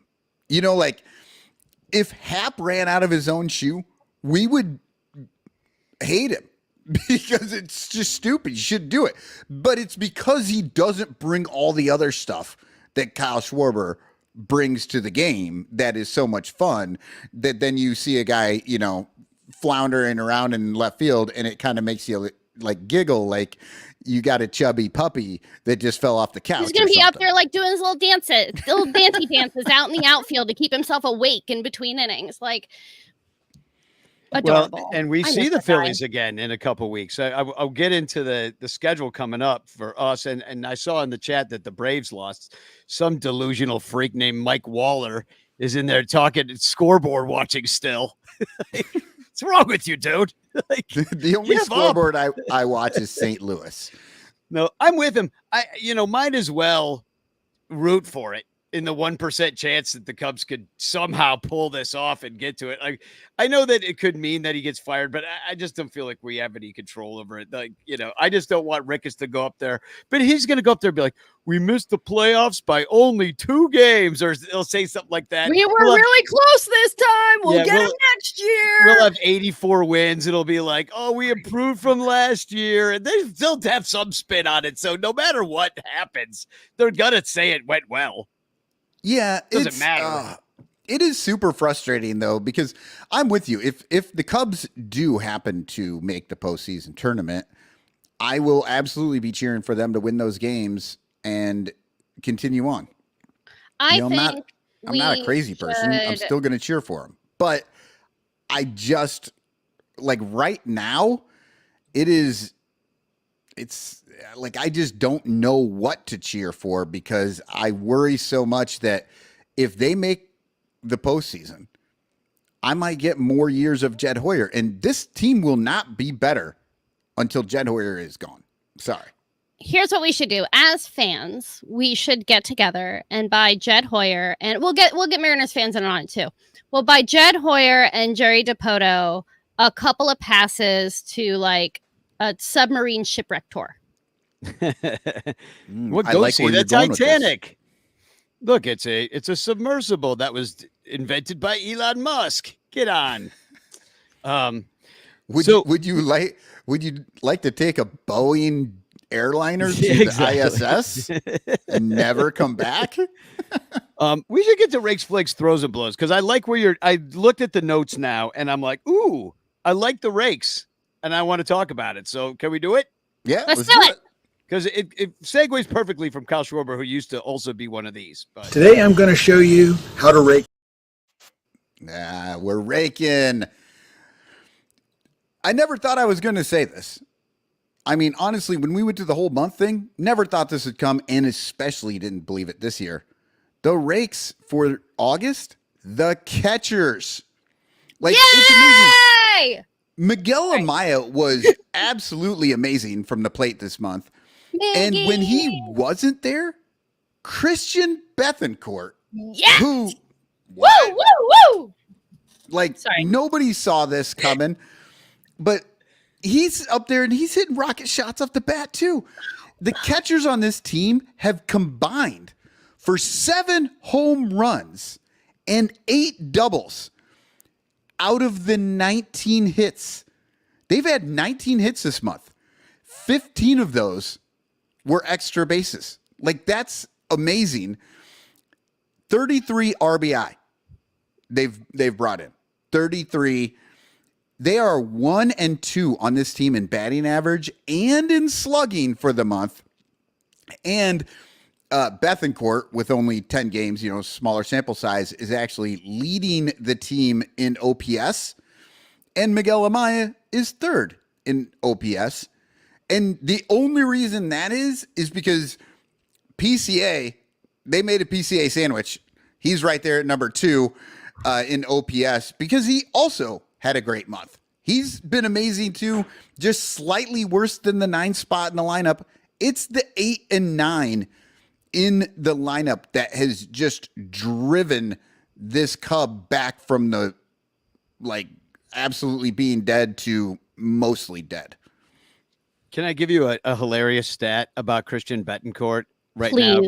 Who is with Miami earlier in the year. He's 32-year-old catcher. He's with Miami, played 38 games with them. He's got 13 for the Cubs. But with Miami this year, he has an OPS plus of 26. With the Cubs, it's 223. Oh, it's only 199 points better. Just incredible. 2 entire league average hitters better than him, better than himself. So apparently, everybody's talking about Miguel Amaya no longer doing the leg kick. Well, Yeah. maybe is Bethancourt not doing a leg kick either? I don't even know what Bethancourt does. He just shows up once every 5 days and does some amazing stuff, and then we forget about him again. I like a leg kick, but you normally think of a leg kick for a little shortstop who needs to get a little bit more oomph behind his bat. And Miggy Amaya, you have eyes. He's got enough oomph. Yeah, and he's never been, and also then the leg kick give you a little bit more power, like you're saying, but Yeah, because it helps you kind of throw your weight into the bat a little better. But like he's got a lot of weight. He can transfer that stuff without jostling him whole self back and forth. And he can connect. Like he's a good, at the beginning of the year he was hitting, if you remember. In April he came out and I think he had a couple doubles. I remember early this season. He was my sister's wife's favorite player. She's like, every time I show up, this Amaya kid's incredible. And then I'm like, well, you came to 3 games and he had a hit in each one or something like that. But I mean, the question though now is, because, and I don't know about Bettancourt, he's journeyman catcher. He'd be on and off the roster like that. But no. Jed Hoyer is signing his ass to a 2-year deal as soon as the season's over. It's going to be, he's going to sign him to 2 years with a club option for 27. It'll be 1 year with 3 player options. Yeah. That guarantee that he will only have to pay him if he stops hitting well. Yeah. And again, Jed special. now we're right back into that same argument I was having with Waller. It's do I really, I cheer for Bethancourt. I really do. I want to see him do great. But then that also makes me worried that would mean that Jed may sign him. And then we'll end up with another backup catcher that we have to dump from the team and pay for 2 years. Yeah, well, that's not my money. It's fine. Yeah, that's every team doing that with. I mean, that's how these backup catchers end up on 60 different teams, because every single team's doing it. They go to Korea for 2 years. They come back they're these guys, journeymen. But the question that I have is this was a position that people were really worried about and thinking that it needed an upgrade. They're talking about that Ohapi guy, that they're going to go get. Logan Ohapi. Yeah, nobody would give him up. They wouldn't give him up, maybe for not a lot. You'd have to give a lot. So anyway, now does this change your perception? And because my position at the time was why do you want to give up on Amaya so fast? So I'm wondering, do we just not give up on Amaya? Maybe we're okay with keeping it how it is, and you don't need to go upgrade the position. Look, if there's one thing that the Cubs love, it's having a geriatric catcher on their team. It's gonna be somebody. At least make it somebody who's fun and knows how to hit the ball sometimes. Yeah. No, the whole Amaya thing, though, I think you're right, Danny. They were, just 2 months, and he was very bad in the 30s for whatever WRC or OPS or WRC plus. Yeah, he was in the 30s, which means he's 70% worse than your normal baseball player. So, I get it. People were upset and really worried about it. So this I'm is glad they didn't send him down or get rid of him because he figured it out. right. And now That's what you have to do with young players. You have to give them a chance to figure it out. Yeah, exactly. And there's a window, like, if you don't perform, there's the big leagues, and we'll find somebody who will. And that's also how it works, If he didn't do anything, if he continued that way through the end of the season, right? Then in the offseason, you are looking, which you should still be looking regardless. Yeah. And then in the spring, he would have to prove himself yet again. Sure. Now, like I said, they still should be looking, but I guess it's a little more imperative at this moment to find that backup catcher for him. Yeah, and IFG, you put up Alexander Miller's. Yeah, Alexander comment Miller's here. had some good stuff in the chat today, and he says, I cheer for Betancourt, but I'll cheer harder for Ballesteros. But Little fat man, little fat guy. Moises Ballesteros, that's a big boy. I love a big boy catcher. They're so fun. He is not being brought up because he's going to be the next, I don't know, Austin Hedges or whatever on defense. You know what I mean? Like, he's being brought up because he's going to be the opposite of Austin Hedges behind the bat. He's being brought up to be a big boy who hits baseballs. I would love it if he were an amazing catcher for forever. Realistically speaking, he's a future first baseman. He's a big boy he's a Rowdy Tellez. And you know what? That's fine because we need that also. Well, you know what we need? We need a backup first baseman. We need a backup catcher. And a big boy who can hit. Because the league hates me, there's a fucking DH. So like he can play literally every day. Throw him out and left. Could. Yeah. Well, he's a baby. He's got some growing up to do still. There is absolutely a world where you have a Miguel Amaya and a Moises Ballesteros, but I don't think there's a world where Moises Ballesteros and Miguel Amaya are your two catchers. Yeah. Wait, is Ballesteros a righty? I don't know. Or a lefty at the bat? Yes, righty, I think. Probably a righty at the bat. Like, I mean, obviously he's throwing right because there is no such thing as a left-handed catcher. But I didn't know if he batted right. So if he bats right, lefty. Oh no, he bats left. He bats left. Oh, he does bat left. That's left, throws right. Well, then there's 20, no place. He's only 20 as well. I'm sorry, there's no place on this team for him. Too. What I was going to say is that if he batted right, they could pull Bush every single time there's a left-handed pitcher and play Ballesteros out there. No, because that's what you do. Anytime there's a left-handed pitcher, you get rid of every left-handed hitter that you possibly can. Yeah, no, he's a Kyle Schwarber type. He's just a big boy who kind of is a catcher who can hit. Well, we're off the rails with our rakes, so why don't we do the flakes and we'll complain about somebody. I haven't worried about flakes since my grunge days. Remember them? Everybody knows where I'm going here. There's only one way to go. It's Isaac Paredes. In the month of August, he has hit 165, 280, 286 for a 566 OPS. And in case you are wondering, every single one of those stats is the lowest on the team for like guys who actually play, right? Qualified hitters. Yeah. Yeah. The only good things, he has done a couple of good things. The only good things he's done, he does have 3 homers, 12 walks, and 11 RBI. And that's not nothing. But he's Patrick Wisdom over there at third base if Wisdom took walks. Of course, I don't really want to denigrate Wisdom too much because the Cubs would actually be better if Wisdom was at third base because Paredes is bad at third too. He's terrible. Wisdom played 460 innings last year, 2023. He had 11 total errors. Paredes has played 267 innings, and he already has 9 errors.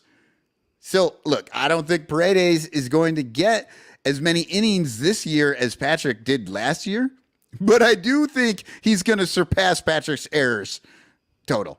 And we're not talking about the kind of errors where he's like covering a bunch of ground trying to get things. He had 2 errors yesterday on balls directly to him. Like, it's insane. Paredes sucks. And we all said it. This is a stupid trade. We all hoped maybe Paredes would be good, and he wasn't, right? But the trade is terrible because not only did we lose the most fun player on the team, but they also threw Biggie in there. The trade can never, if it's just Morel for Paredes, you could maybe make some sort of an argument, right? But as soon as you remember Biggie, 100-mile-per-hour throwing pitcher who is breaking into the big leagues already, is in that deal, there's almost no way the Cubs can come out on top of this thing. And then you add on top of that the whole CBT problem. Paredes is costing way more than both of those players would have cost the Cubs this season. So, if they're right up against the edge of the CBT, that's an issue. And just so you know what's going on with Morel, I've got their stats. Little graphic up here so you can look at both of these guys right together. So 133 plate appearances for Paredes to 125 for Morel. 112 at bats for Paredes, 111 for Morel. So we're talking apples to apples here. They both suck. They both kind of suck, but I would say Morel has struck out a lot more. Morel has struck out a lot more, but he's got more hits. He has less RBI though, but that might be where he's batting in the lineup as well. And but yeah, the batting average more hits and more strikeouts is not necessarily a bad thing. It just means that he's grounding into fewer double plays or something like that. Right. The outs are coming from somewhere. He's only got 3 fewer walks. So yeah, what is Isak doing that? He's 19 points better on batting average. He's 13 points worse on OBP, and that's probably those 3 walks basically. And then the slugging, he's 2 points better than Paredes. OPS total, he's 9 points less, but their OPS plus, and that's just a percentage of where they match up with other players. 100 is the even regular generic player. They're both tied at 64. So they're basically the exact same player. Except for the errors. Paredes ruined Imanaga's no-hitter. He had to throw extra pitches maybe he gets the 8th and then maybe they stretch him into the 9th if those errors aren't committed. Shoulda, woulda, coulda, but just saying he didn't help anything by throwing the ball away and, botching the plays. Morel had I think Morel had 100 innings at third base and he had 8 errors. Paredes has 33 innings and he's got 9. But hey, don't let anybody tell you that doesn't mean anything, because they will. They'll still tell you that Paredes is a better defensive fielder. It'll be the same people who are telling us to send Christopher away because he's not good enough at third base. Which, by the way, were the same people that telling us to be patient about Morel. He was an all-star. It's a voting award. It's like saying that he was class president. Well, once you lost, he wasn't even voted in. They only have one. There was one all-star from the Rays, and it was him because everyone has to have one. Yeah, it's a It's the ultimate participation trophy. But it's like the left field Gold Glove. It's a participation trophy. Exactly. So once you've lost Bleacher Nation, you've lost it. Rough game for Isak Paredes, who may have cost Shota Imanaga 20 pitches tonight with his 3 errors. Although, according to our man Mike Waller, it was really 6 pitches.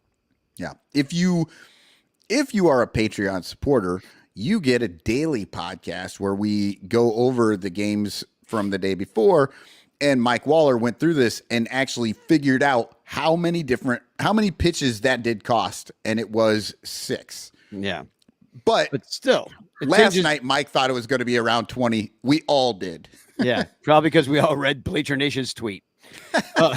But once you're like, finally, they never criticize anybody, but like at some point you gotta be like, yo, this is terrible. I don't know if people are gonna come around and start seeing his Paredes as he sucks, because I kind of think I like his walk-up music. It's fun banda music. It makes me want to sway in the bleachers. Like I want to like it, but you gotta do something, dude. Like we gave up Morel for you. You've got to give me something here to come around, because I'm there. I could do it. Yeah. And to be consistent in my messaging, I never believe that a player is going up there doing their worst on purpose. And I do not blame Isaac Paredes for not being leaps and bounds better than Christopher Morel, which is what he would have to be in order for me to be happy with his presence. Because not only do we lose Christopher Morel, who is a bright, shiny, happy spot in some very miserable Cubs seasons for me personally, now we're not going to get him in Winter League either. Yeah. Because the Rays don't let their 40-man roster players play Winter League. Well, so maybe. Now I don't even get to watch him on the Aguilas. And now I'm mad, right? Like, this sucks. It sucks. It sucks that we can't rely on the players that we like being there. And it stinks that when we did have to say goodbye to them, it wasn't for something that was meaningfully making the team better. Like just going, oh, well, this guy was the default all-star player for the team. That means he's an all-star. All-star is meaningless. It's meaningless. It doesn't mean anything. Yeah. Well, if you want to go on to the Discord afterwards, I will tell you some secret stories about Paredes that I'm just remembering that I was told by yesterday in the bleachers that nobody really knows, but I will not say them live on this show, but I will say them in the chat of stuff that happened when he was in the minors with the Cubs there organization. Will be no recording. Yeah, there will be no recording, but yeah, we'll go over there and talk about that. But we should get to the throws, shall we not? Yeah. There were some throwers this week. Quite a few. 3 specifically yesterday. Yeah. I need to find the drop. Here we go. Throw up my hands to the Lord. We got to get rid of that drop. We need a new one. It really does make me throw up. Yeah. Yeah. Okay. So Justin Steele has been nothing short of excellent in August. It is really sad that his elbow now hurts. But that's not fun. His 2.03 ERA leads the team by a run and a half.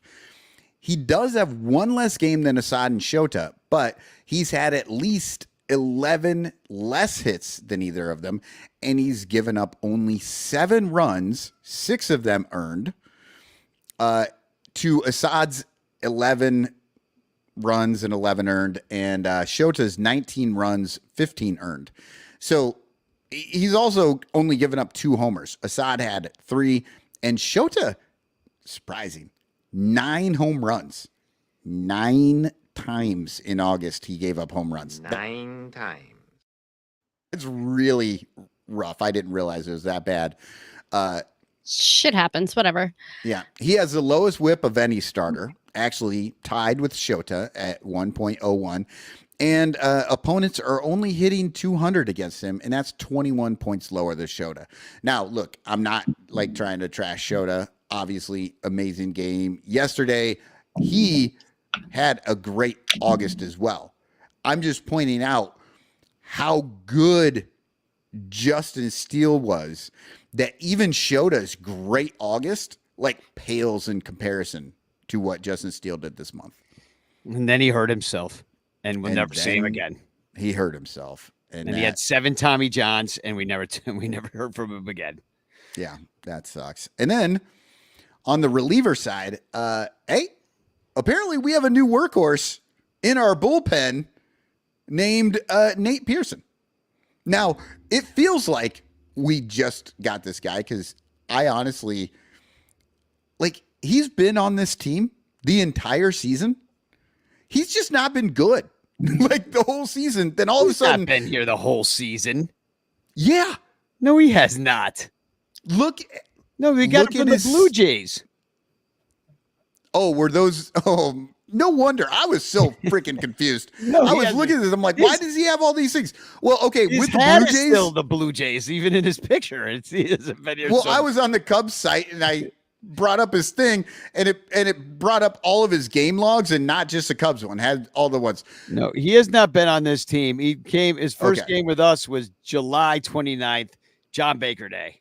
Thank you. I was so confused earlier when I looked. I'm like, really? He's been here the whole time? But he's no. brought his ERA down from 5.66 to 4.63 since being a Cub. So that's cool.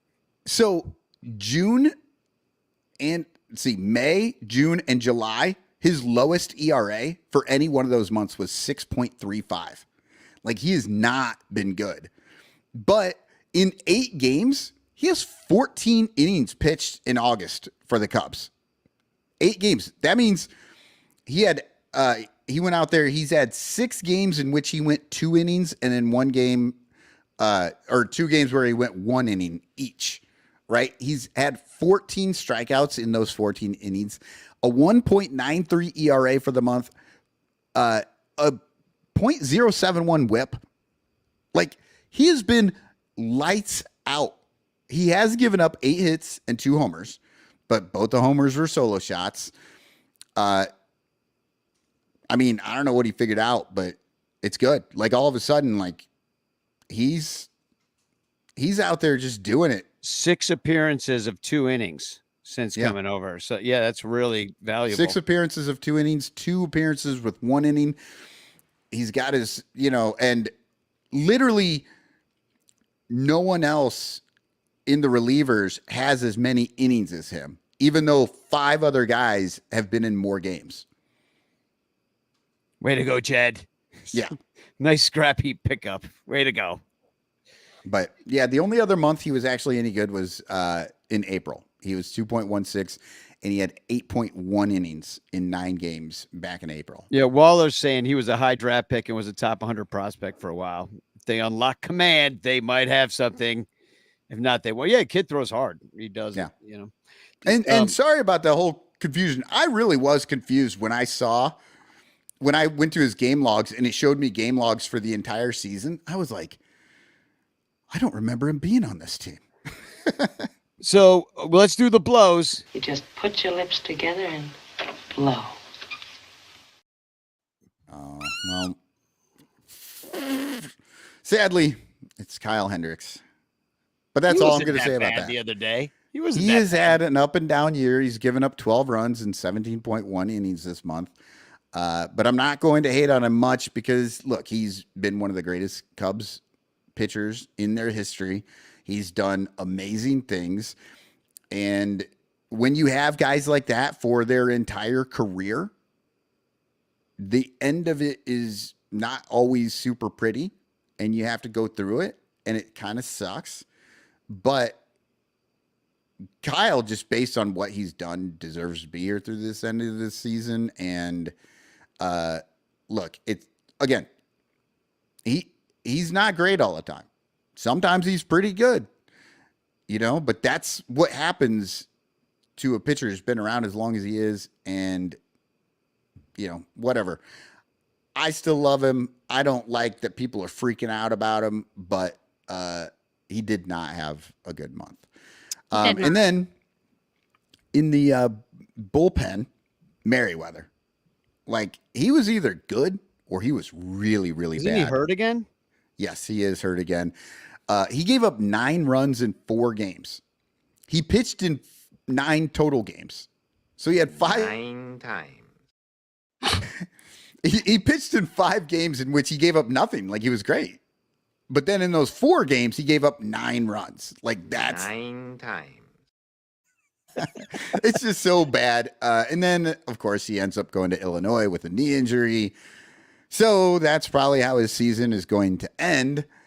And, of course, until further notice or until he's gone, Jed Hoyer also blows. He made the Paredes deal. He didn't make any deals for pitchers in the offseason. And now he's going to be over the CBT by $1.50. So he won't spend next year either because he's going to have to reset the clock. He's the worst Pobo there's ever been. He sucks.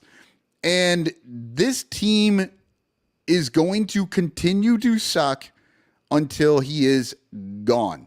Do you think that nobody picked up Smiley just to fuck the Cubs over? To be like, you know what? Let's make them have to eat that salad. I don't know how it totally works. Like if they could do that, but like, hey, if we don't pick it up, they just have to roster him. You know, they got to pay him anyway. It'll count against them. Like, let's not help him out. Let's make him go over the CBT. Let's fuck. There's at least 4 teams in the Central that would have done that to him. Yeah. I don't think that holds water for the entire rest of the league. But I don't know. The Brewers, they might have kicked the tires on him.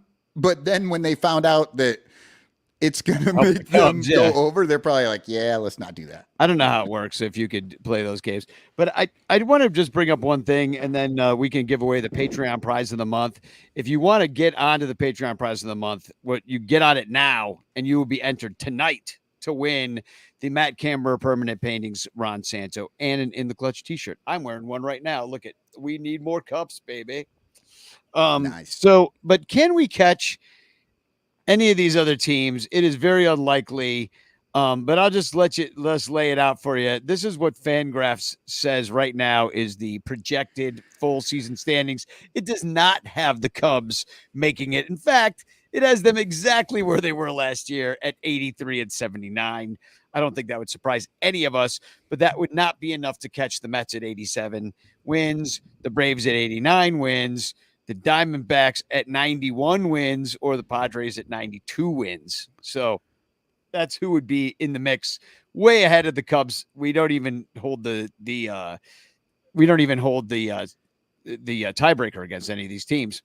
Right. You know, it's funny, Danny, that you say that they've got them projected to be the exact same record at the end of the season, because I remember IFG in the offseason screaming about the fact that it's the same damn team. It is. Just a little older. Our biggest signing, again, IFG. Was a lateral move because we already had the guy. Yeah. It was Cody Bellinger. Yeah. And then you got rid of Stroh and you brought Imanaga on. And that was a one-for-one kind of situation. And your pitching was good. I mean, we get into this all off season, but this doesn't have us doing it. I mean, the miracle could happen, I guess. The Yankees, they, I'll go through the Yankees really quick. We don't have to do another commercial break, but obviously Anthony Rizzo's coming back this weekend. It's going to be a big fun weekend. Welcoming him. I can't believe he hasn't been back yet. That blows my mind. Yeah. But we have got a tough schedule. Yankees have been actually really good on the road. They're better on the road than they are at home, which is kind of weird. And they haven't played well. They've dropped into second place. They're sitting on 80 wins right now, but they were 21-7 in May. And then they're 1 under 500 since then. On the road, they have a winning percentage 50 points higher. They have a 597 winning percentage on the road and 544 at home, which is a little surprising. And they just lost. They're not playing well right now either. They just lost 2 of 3 to Texas. They got walked off on. St. Louis, who is a worse team than the Cubs according to the standings, and DC, who we just kicked the shit out of, they lost to them. So they're not playing well. So maybe we could beat them, I guess. But then we got the Dodgers, Colorado, who you should be able to beat, although they just beat the Braves tonight. Then you got Oakland, who should be easy, and DC, who we just kicked the crap out of. Philadelphia, we see Kyle Schwarber again, and Cincinnati, who's had our number all year. So I can, if I was really going to be honest with myself, that looks like a 500 schedule to me. At best. At best. But, miracles happen. Here's the Mets. So they play Cincinnati, Toronto, Philadelphia, DC, Philadelphia again, so that's a good team. They got Atlanta, so they'll play each other to even, and they finish with Milwaukee, who will be in garbage time at that time because we let them run away with the division for no reason. Then the Braves, they've got Colorado, Toronto, Cincinnati for 1, probably a rain out. DC, Dodgers are tough for 4. Cincinnati again. Miami's easy. The Mets series where they play each other even, and then KC, who's not that good, but they're okay. So looks like the Braves might have the easiest schedule at this point to my eyes. So it's going to be them. Then you got the Padres in there and the D-backs and who have been hot, and just not going to be us. No. And you know what? Good. Because Jed Hoyer doesn't deserve to hold this season over us anymore. And whatever gets him into that fucking submarine is what I want to happen. Yeah, he's going to miss the postseason. Again by like 1 game, 2 games. He is after they expanded the playoffs to let literally every 500 Midland team into it. And he's going to go over the CBT by $1.50. That's right. Well, I think he's going to miss it by like 5 games. I don't think there's a good chance if we finish with 83 wins that final wild card team might be like an 88 win team. Mm-hmm. Yeah, that could be. But I mean, the big thing is that he's going to miss it by a few games, just like he did last year. And he's going to go over the CBT. And if that's not enough to make the Ricketts fire him, I just don't know what. And when I say fire him, I know he's going to be here next year. Stuff him into a cannon and shoot him into the sun. Fire so him that he can't come back and do the same thing to the frickin' Mariners after they get rid of Jerry DiPoto. Like the worst, my nightmares, my literal nightmares are Jed Hoyer and Jerry DiPoto both get fired and then they just kind of switch teams. And then I'm stuck with both of them again. Oh my God, that would be horrible. But yeah, no, I think he's probably going to be here next year just because he's already cost the Ricketts way too much money, and I feel like they're just going to let him, but they're going to lame duck him, and who knows what he does next year. But it doesn't matter. As long as he's gone by 2026, we will finally have something to look forward to. Sarah Sanchez says, get Kim Eng. Yes, please. 100%. I would every love day to have. and twice on Sunday. Let's do it. Yeah, just fire, and it should be like the day after the season's over, like before the playoffs, when all the managers get fired, like right at that time, just say, we're done. We're starting our off season early. This is unacceptable. And then Ricketts writes that letter to us apologizing, mea culpa, mea culpa. Poorly spelled notes app. Fire all the dumb boys. Bring in the smart lady.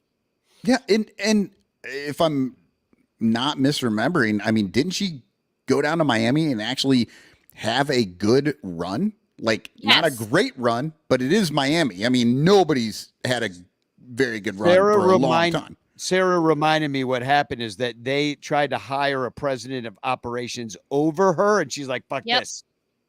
Yeah, she was doing fine. So much respect.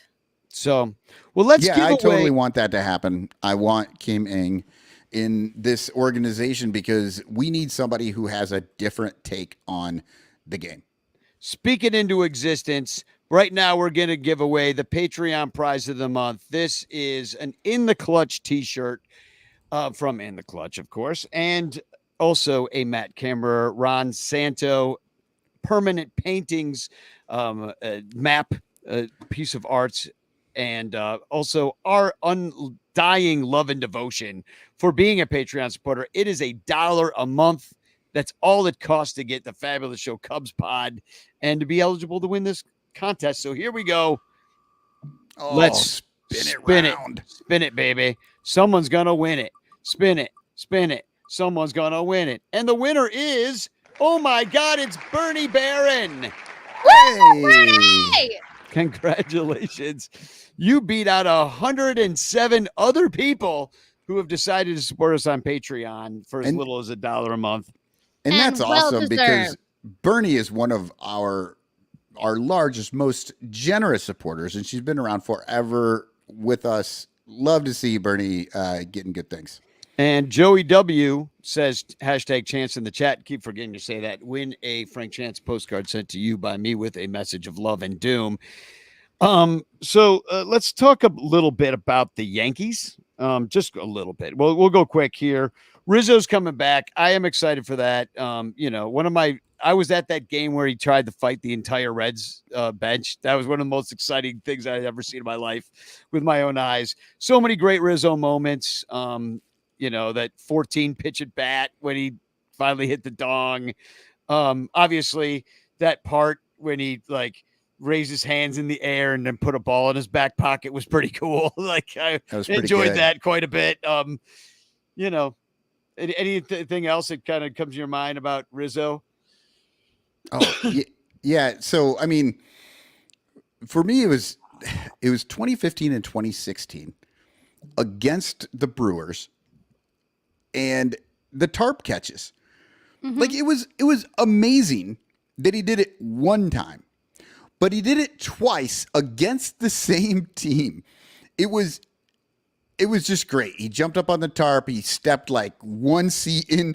Like it honestly, even when I was watching it and thinking it was amazing, I also thought like, that doesn't seem like it should be legal. Like he's literally in the stands making a catch, but whatever. Brewers were out and they look like chumps and the Cubs. And then they made a rule so you can't do that anymore. Exactly. Yeah, then they had to make a rule. It's Rizzo the Rizzo rule. rule. Yeah. and then they also put up nets. So even if you did jump up on the tarp, like you couldn't get much further. Johnny Crotto in the chat right now says, and then this episode pulls off a 3-person no-hitter. Amazing. Oh. That means we haven't had a hit all night. It's true. Oh, Thank wait. you. That Thank sucks, you. actually. That's probably accurate. I was going to save this for TFCs, but it's relevant right now. Our good friend Joe over at Obvious Shirts has posted a poll up on the former Bird app up on the Twitter. I refuse to stop dead naming it until Elon Musk stops dead naming his own children. But here we have from Obvious Shirts. He says, in your opinion, is Anthony Rizzo on the Mount Rushmore of Chicago Cubs? And the answers are the options to answer are yes, no, or no, but he'd be like number 5 or 6. And there's still 19 hours left to do that as of recording time, 8:00 on Pacific time on Thursday night. That's a really good question. I think it's a good question. Lil Yumper says I know no. how I feel about it. How do y'all feel? Well, I guess you only get 4, right, for Mount Rushmore. You get 4, Mount Yeah. Rushmore. Right. So it's obviously Well, the Ernie. thing that's tough for Like me you got is Ernie Banks, right? I guess, but I never watched Ernie Banks play. He Mr. was a Cup, like he legend. is And then you put Williams and you put Santo and then you put Jenkins and there's your 4. And then you're stuck with that because and I barely saw Fergie Jenkins pitch. He was 86 years old already. He was out there in 1984 on AARP, already on Medicare, using a walker, still doing 300 innings. Like it was incredible. I'd never seen anything like it. All right. Yumper's got Banks, Williams, Sandberg, Sosa, Santo, and Dawson. That's his. Yep, so and then he his says, 4 and are then Banks. Jenkins, and then Rizzo, he says. Right. Okay. So he's got him as 8. So he's got him on Mount Rushmore, the sequel. Yeah, 2 Mount Rushmores worth of Cubs. Yeah. So my thought, I'm thinking, if we are talking about Mount Rushmore as like the 4 best individual Cubs, like the platonic ideal of the Chicago Cub player, I think he's probably not up there. I think you've got your 4 pretty much already, unless something bananas happens. We know who our 4 are. But I think right next to Mount Rushmore, you raise down another mountain and you carve out the cover of the November 3rd cover of the Chicago Tribune. Yeah. Yeah. Right? Like that picture is the mountain right next to Mount Rushmore. Okay, let's think about it like this, though. Like Danny mentioned, he only saw Fergie pitch in like the last year of his career, like type of thing. Yeah. So let's not look at it as in who are the greatest like overall Cubs Legendary, of all time. yeah. Who are your favorite four? And From our era. And that gets to be your Mount Rushmore because, yeah, with a team that's been around as long as the Cubs, the Mount Rushmores are all going to kind of like it's kind of set. Right. But I think if you put who you like the best, because I don't think Dawson is on the Mount Rushmore of the Cubs, but Right. He's one of my he's favorites on my of all personal time. Mount Rushmore because I loved Andre Dawson. And Javi's on mine because he's one of the most fun players I've ever seen play the game. You know, Rizzo would be up there just because he was so transformative. But then you look at like a Jake Arrieta in those years. Like, you know, I kind of soured on that guy, but you're forgetting about John Lester's impact on that 2016 team. You know, you've got that iconic. And I just thought about another statue to put in Statue Way. What you do is that iconic celebration statue, and you just do that, and you don't have to honor them as individual, like kind of Mount Rushmore guys. You acknowledge that moment and all three of them at the same time. So that'd be Javi, Rizzo, and Bryant, and then you just kind of got to pretend Addison Russell. Yeah, you just take that number 27 guy, you just erase him, take him off of there. But I mean, like, if the next big statue that they put up in the middle of Gallagher Way with a fountain around it is that picture turned into a brass statue, I am the happiest person on earth. Like, that's what I want to see. As far as like not any one individual player from that team. I just want that moment, that one part where this whole team came together in 2016. This whole team of children, by the way, babies.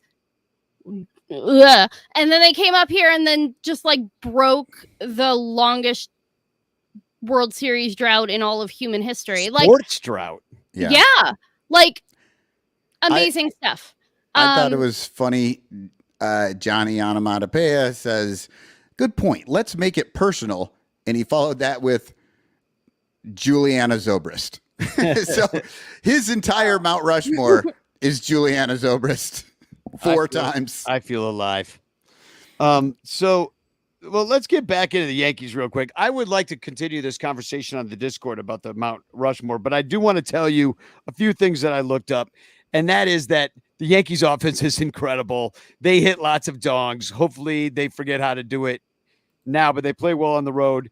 I mentioned that thing before about two guys. They don't have a short porch over here, though. But they play better on the road. So I don't know. I don't know what's going on with this team. I haven't watched them at all. When you're 7 foot tall and 300 pounds. Fair. No. Man, what would it be like to have one of them on our team, Jed Hoyer? Exactly. Well, and we're not going to get one, but they've scored the second most runs in the MLB this year.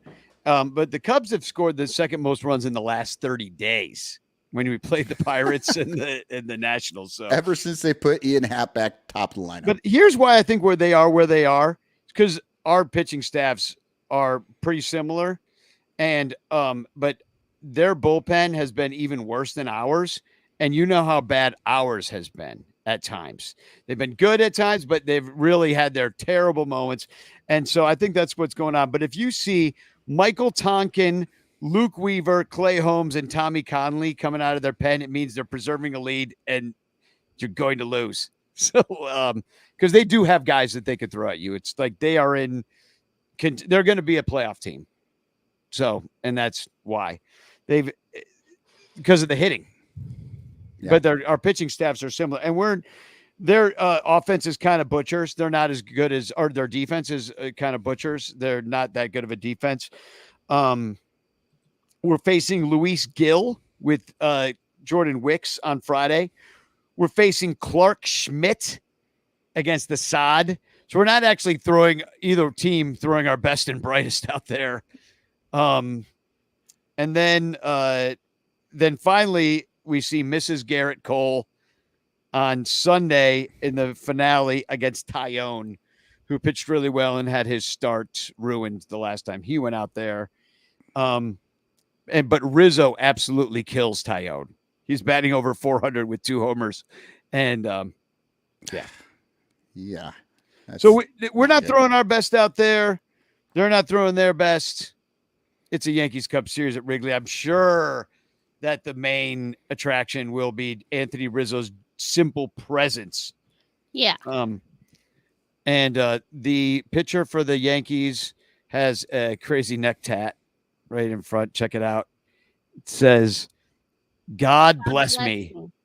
Did he So- sneeze? Yeah, apparently he a sneezes. tattoo appointment or Sneezes a lot. like And it should be blessed me. He's asking God to bless him now, but maybe only his neck. And he's never seen that. Not properly. The only way to see that is to look in the mirror, and it would be backwards. Backwards, yeah. So to him, it's Emsilbdug. It's Spagog. maybe Yeah, he's dyslexic. Or Go Cubs backwards. So the Yankees. Cubstradamus did send in a video, so he'll let you know what's happening next. The Cubbies will clean out their lockers, and Ricketts will save a few dollars. When out in LA, they'll all be DFA'd after losing 3 straight to the Dodgers. Vladimir Putin 2024.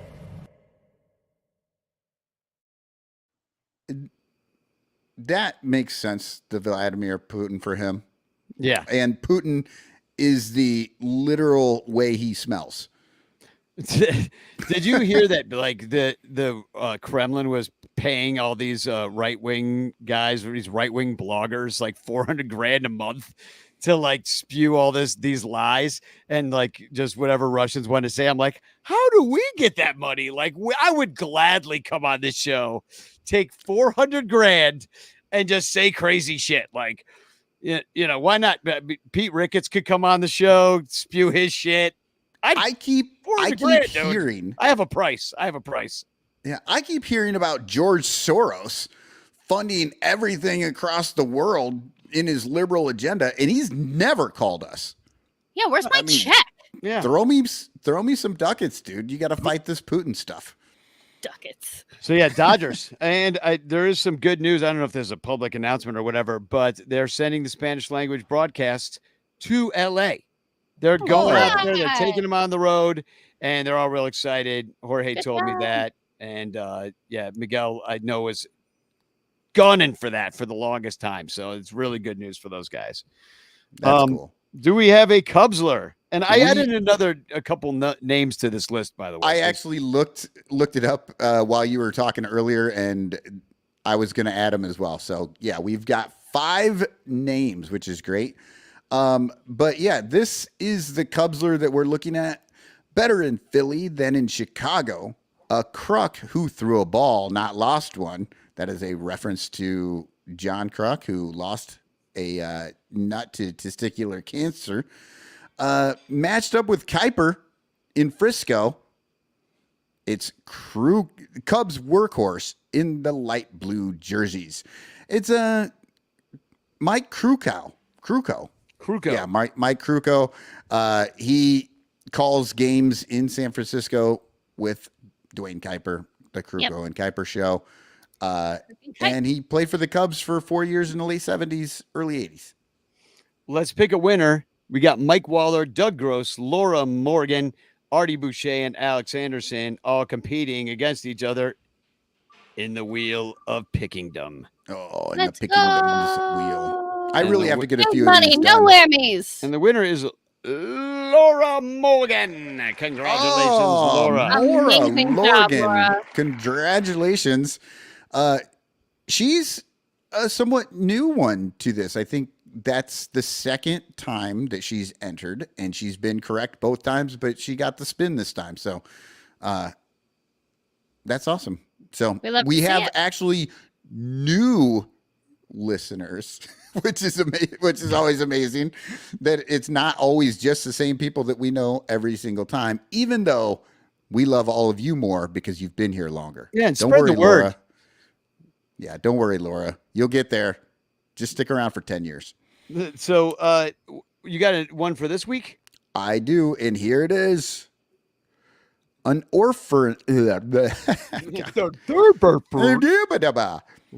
orphan entering the fray. This longtime Cubs mainstay managed to be one of the best, but a Yankee for the rest.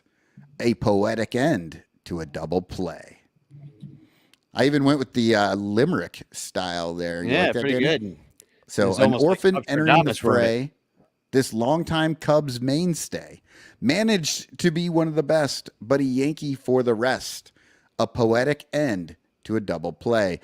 And just for a reminder for people who don't necessarily know, the answer is in the clues. Like, just start to try and get an idea what each line sort of might mean, and then search on those lines. You don't necessarily need to know everything about Cubs history. Yeah. You can look this stuff up on Baseball Reference. Sorry for putting it up there again. I forgot to screenshot it, and I need to look this up too. So I'm going to drop a link in the chat. It's for September 20th. We are getting together for Dan Nielsen's birthday. He's been gone for a couple of years now. We're celebrating with his parents and his friends. They're coming in from Omaha. I know some of the ranchers are going to be there. Probably about 20 of us. We've been kind of going back and forth about the tickets with his mom. I know Chris Salata was in here earlier wondering what was going on with it. And what's going on is that we're having trouble getting a final number from their side of things, which is fine because the Cubs aren't in it. So this is not going to be the hottest ticket in the world. I'm not worried about tickets. I think we'll be fine. We'll probably just get the cheapest possible ticket and just go sit in the corner. It's probably what will end up happening. But, we'll deal with everything and try to keep it as cheap as it. Yeah. And Danny, do you have my name down on that one? I don't know if I do or not. I was just dealing not with all on this other stuff, and then that wasn't like clocking it. But now we're 2 weeks away, so we should figure it out. And so it's September 20th. It's a 1:20 start. It's a Friday. We are going to get probably about 20 tickets, give or take, and go up in there and celebrate Dan. So also, this news just dropped. Club 400, Sammy Sosa is going to be out there on September 28th. So That's big news. I know those tickets are going to go real fast. I already have a song I'm going to sing for it. Sosa. Oh, I listened to some of your old stuff on my my MP3 player. Cobra. Chris Coughlin. That's his song. Yep. And that's it. That's the TFCs. We're going to give away a chance. And anybody have some TFCs? I do have one left. As soon as I find it. Okay. And this is either the most delusional or the most optimistic Cubs fan I've ever seen. This was on the post about the no-hitter yesterday. He says, the Cubs may not be the most promising team this year, but they will be the most exciting team in the N League next year. Your lips to God's ears, sweetie. Is that the Nerd League? I'm wondering. He didn't actually spell out national, so I kind of feel like maybe the N League is something that we are not aware of, because I do not see this team being the most exciting in any league that I know of. Yeah. I don't have a screenshot for this because I just didn't find one because it's kind of happening right now. But I know that there are a lot of folk out there in Cubs land who are not particularly huge fans of the San Diego Padres for reasons. And I just wanted to say that the Padres were up 3-0 over the Detroit Tigers about 10 minutes ago. And then Parker Meadows, whatever a Parker Meadows is, just hit a grand slam and then they lost. Two last names. Never trust Parker him. Meadows. He's a baby, brand new. He's like he's literally a rookie. He's, I don't know, 24.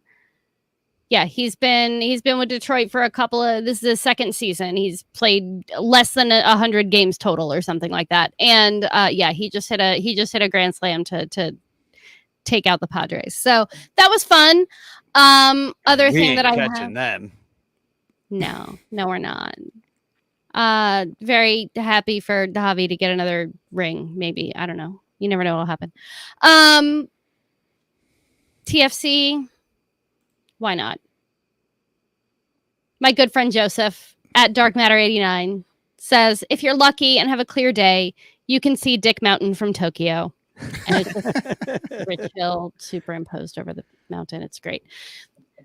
Yeah, he had to start with the Red Sox recently, didn't he? He did. Now, Justin Verlander does not get to claim that he was the oldest MLB pitcher. And honestly, aren't we all happier when things get taken away from Justin Verlander? And then Love you, Rich Hill. I got a couple here.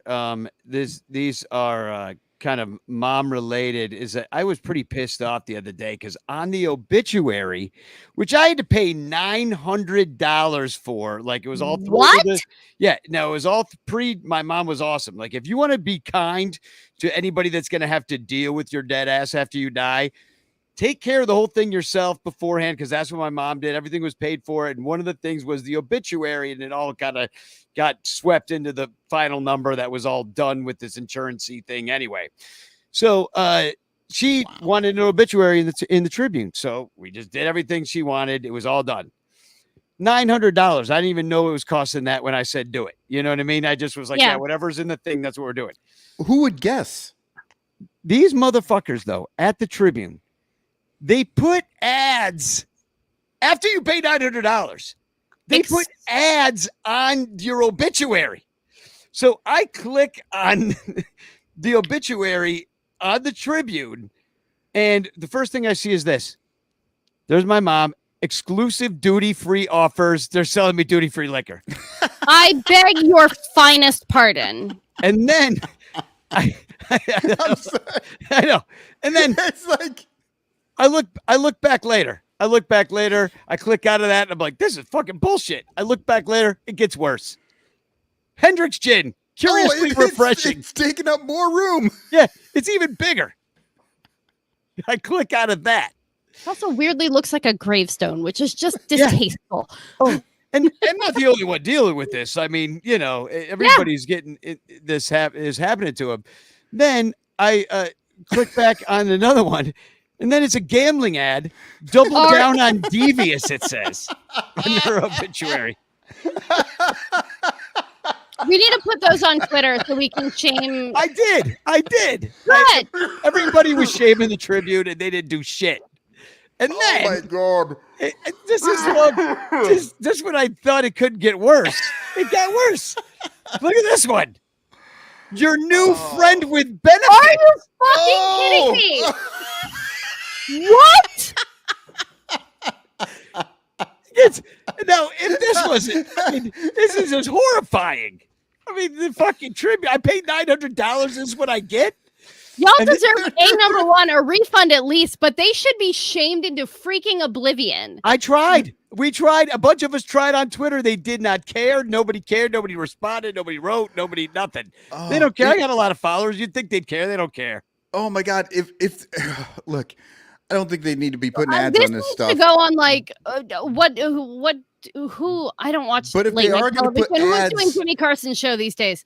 I want this on late night TV. Yeah, right. Yeah.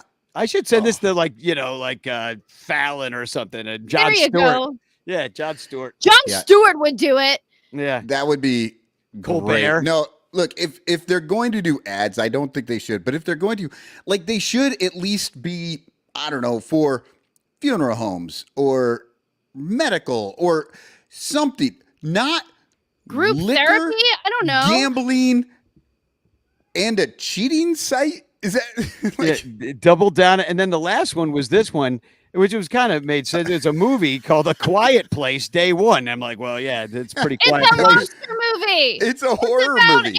Aliens who attack you if you talk. Everyone in that movie died. So, spoiler alert. Sorry. Yeah, exactly. Oh I have to say the double down on Devious and your mother's insanity. angelic face right above it just made me laugh so much. I mean, it's the just way so I would burn things down. well, it made me realize that nothing matters anymore and I could do whatever I want. And like that, because we've just jumped the shark as a society and nobody cares about shit. So I don't want to hear about it from anything I ever say again, because they did that to my mom's obit. You know what I mean? Like, you could say whatever you want to me now, and it does not matter, because the worst thing is now possibly that has happened already, decorum is meaningless. Yeah. So I'm not even going to try. If I want to Next tell you to go week- fuck yourself and sit and spit on my pinky, I'm going to tell you, and I don't fucking give a shit what the consequences are, because the Chicago Tribune thinks that's okay. Yeah, next week, Danny's going to have a fucking tattoo right comfortable. across his neck. Yeah, Says, I'm double getting a down neck on tat now. devious. It does not matter. Yeah, double down Double on down on devious right there on his I'm neck. selling my entire chest to Hendrix Gin advertising. I'm going shirtless on this show from now on. Yeah, I mean, at least make it Bombay Sapphire. Come on. yeah, exactly. So, have some class, man.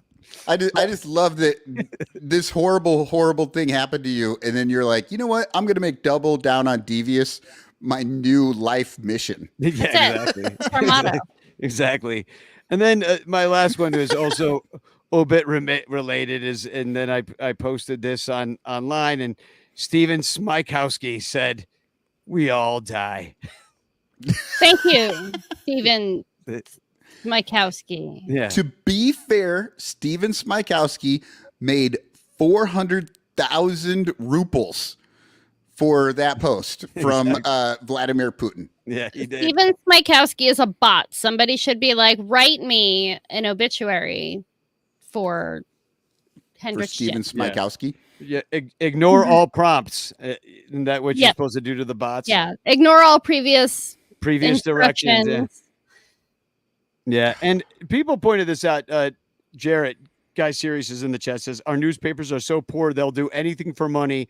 Bad sign for the news. It is. I mean, that's what a lot of people said to me, like, just let these people make some money. And I was like, you know what? I don't want to beat a dead horse here, because literally that is a newspaper right now. I do I But mean, you're not making me like you by doing that shit. I'll tell you that much. right. And you're not making me like you by defending the news. There's still a heartless, soulless corporation. I don't care what they do. Even if the thing that they're doing is supposed to be good for us, you don't put some cheating website on an obituary. You don't do that. You just don't. Like, there are lines, people.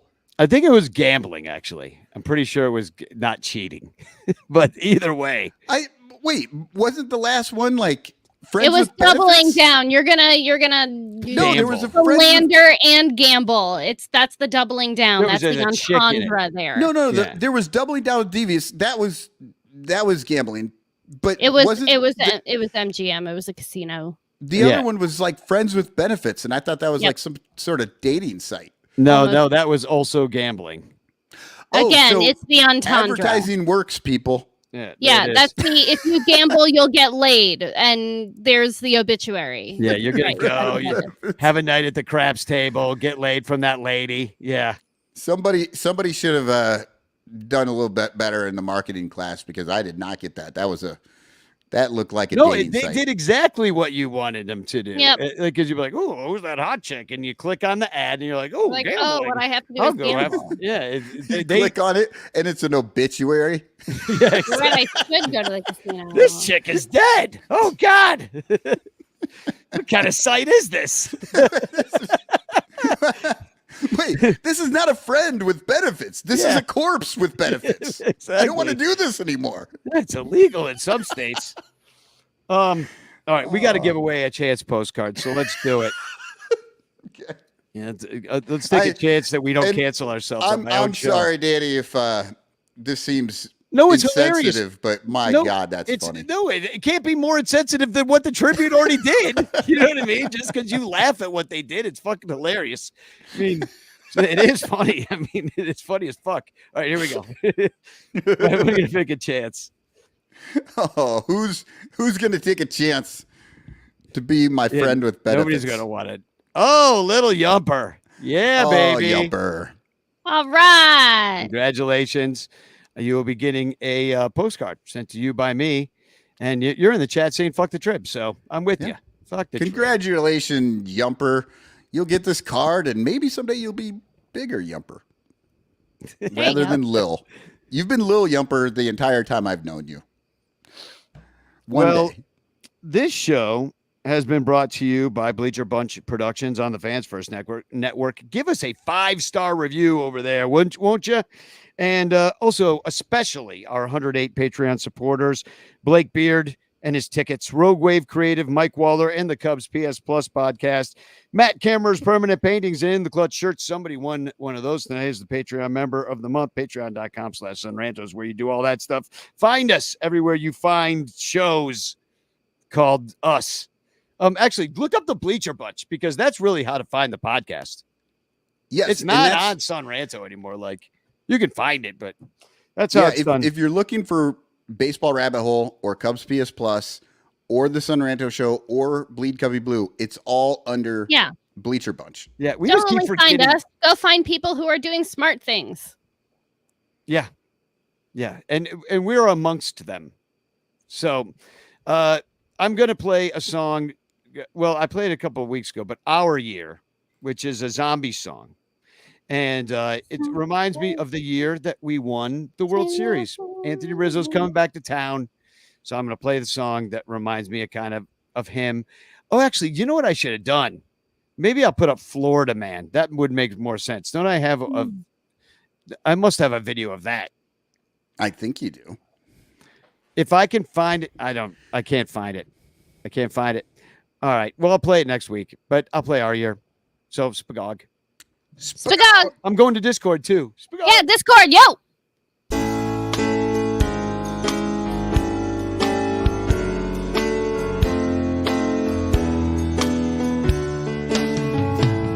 It looked bad for the Cubs. We were down 3-1. But this year was our year. Took a long time to come. Took game 5 at Wrigley, headed back to Cleveland.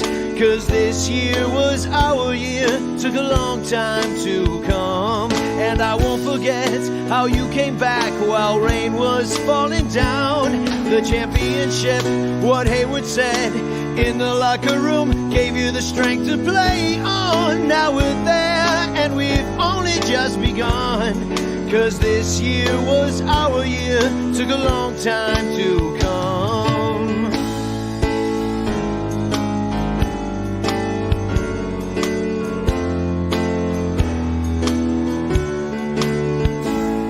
In the top of the 10th, the Cubbies scored 2 runs. Cause this year was our year. Took a long time to come. No more Billy Goat curses or blaming Bartman. Cause this year was our year. Took a long time to come. And I won't forget how you came back while rain was falling down. The championship, what Hayward said in the locker room, gave you the strength to play on. Now we're there and we've only just begun. Cause this year was our year. Took a long time to come. And we've only just begun. Cause next year is our year. We don't only want one. My, my, my, my, my.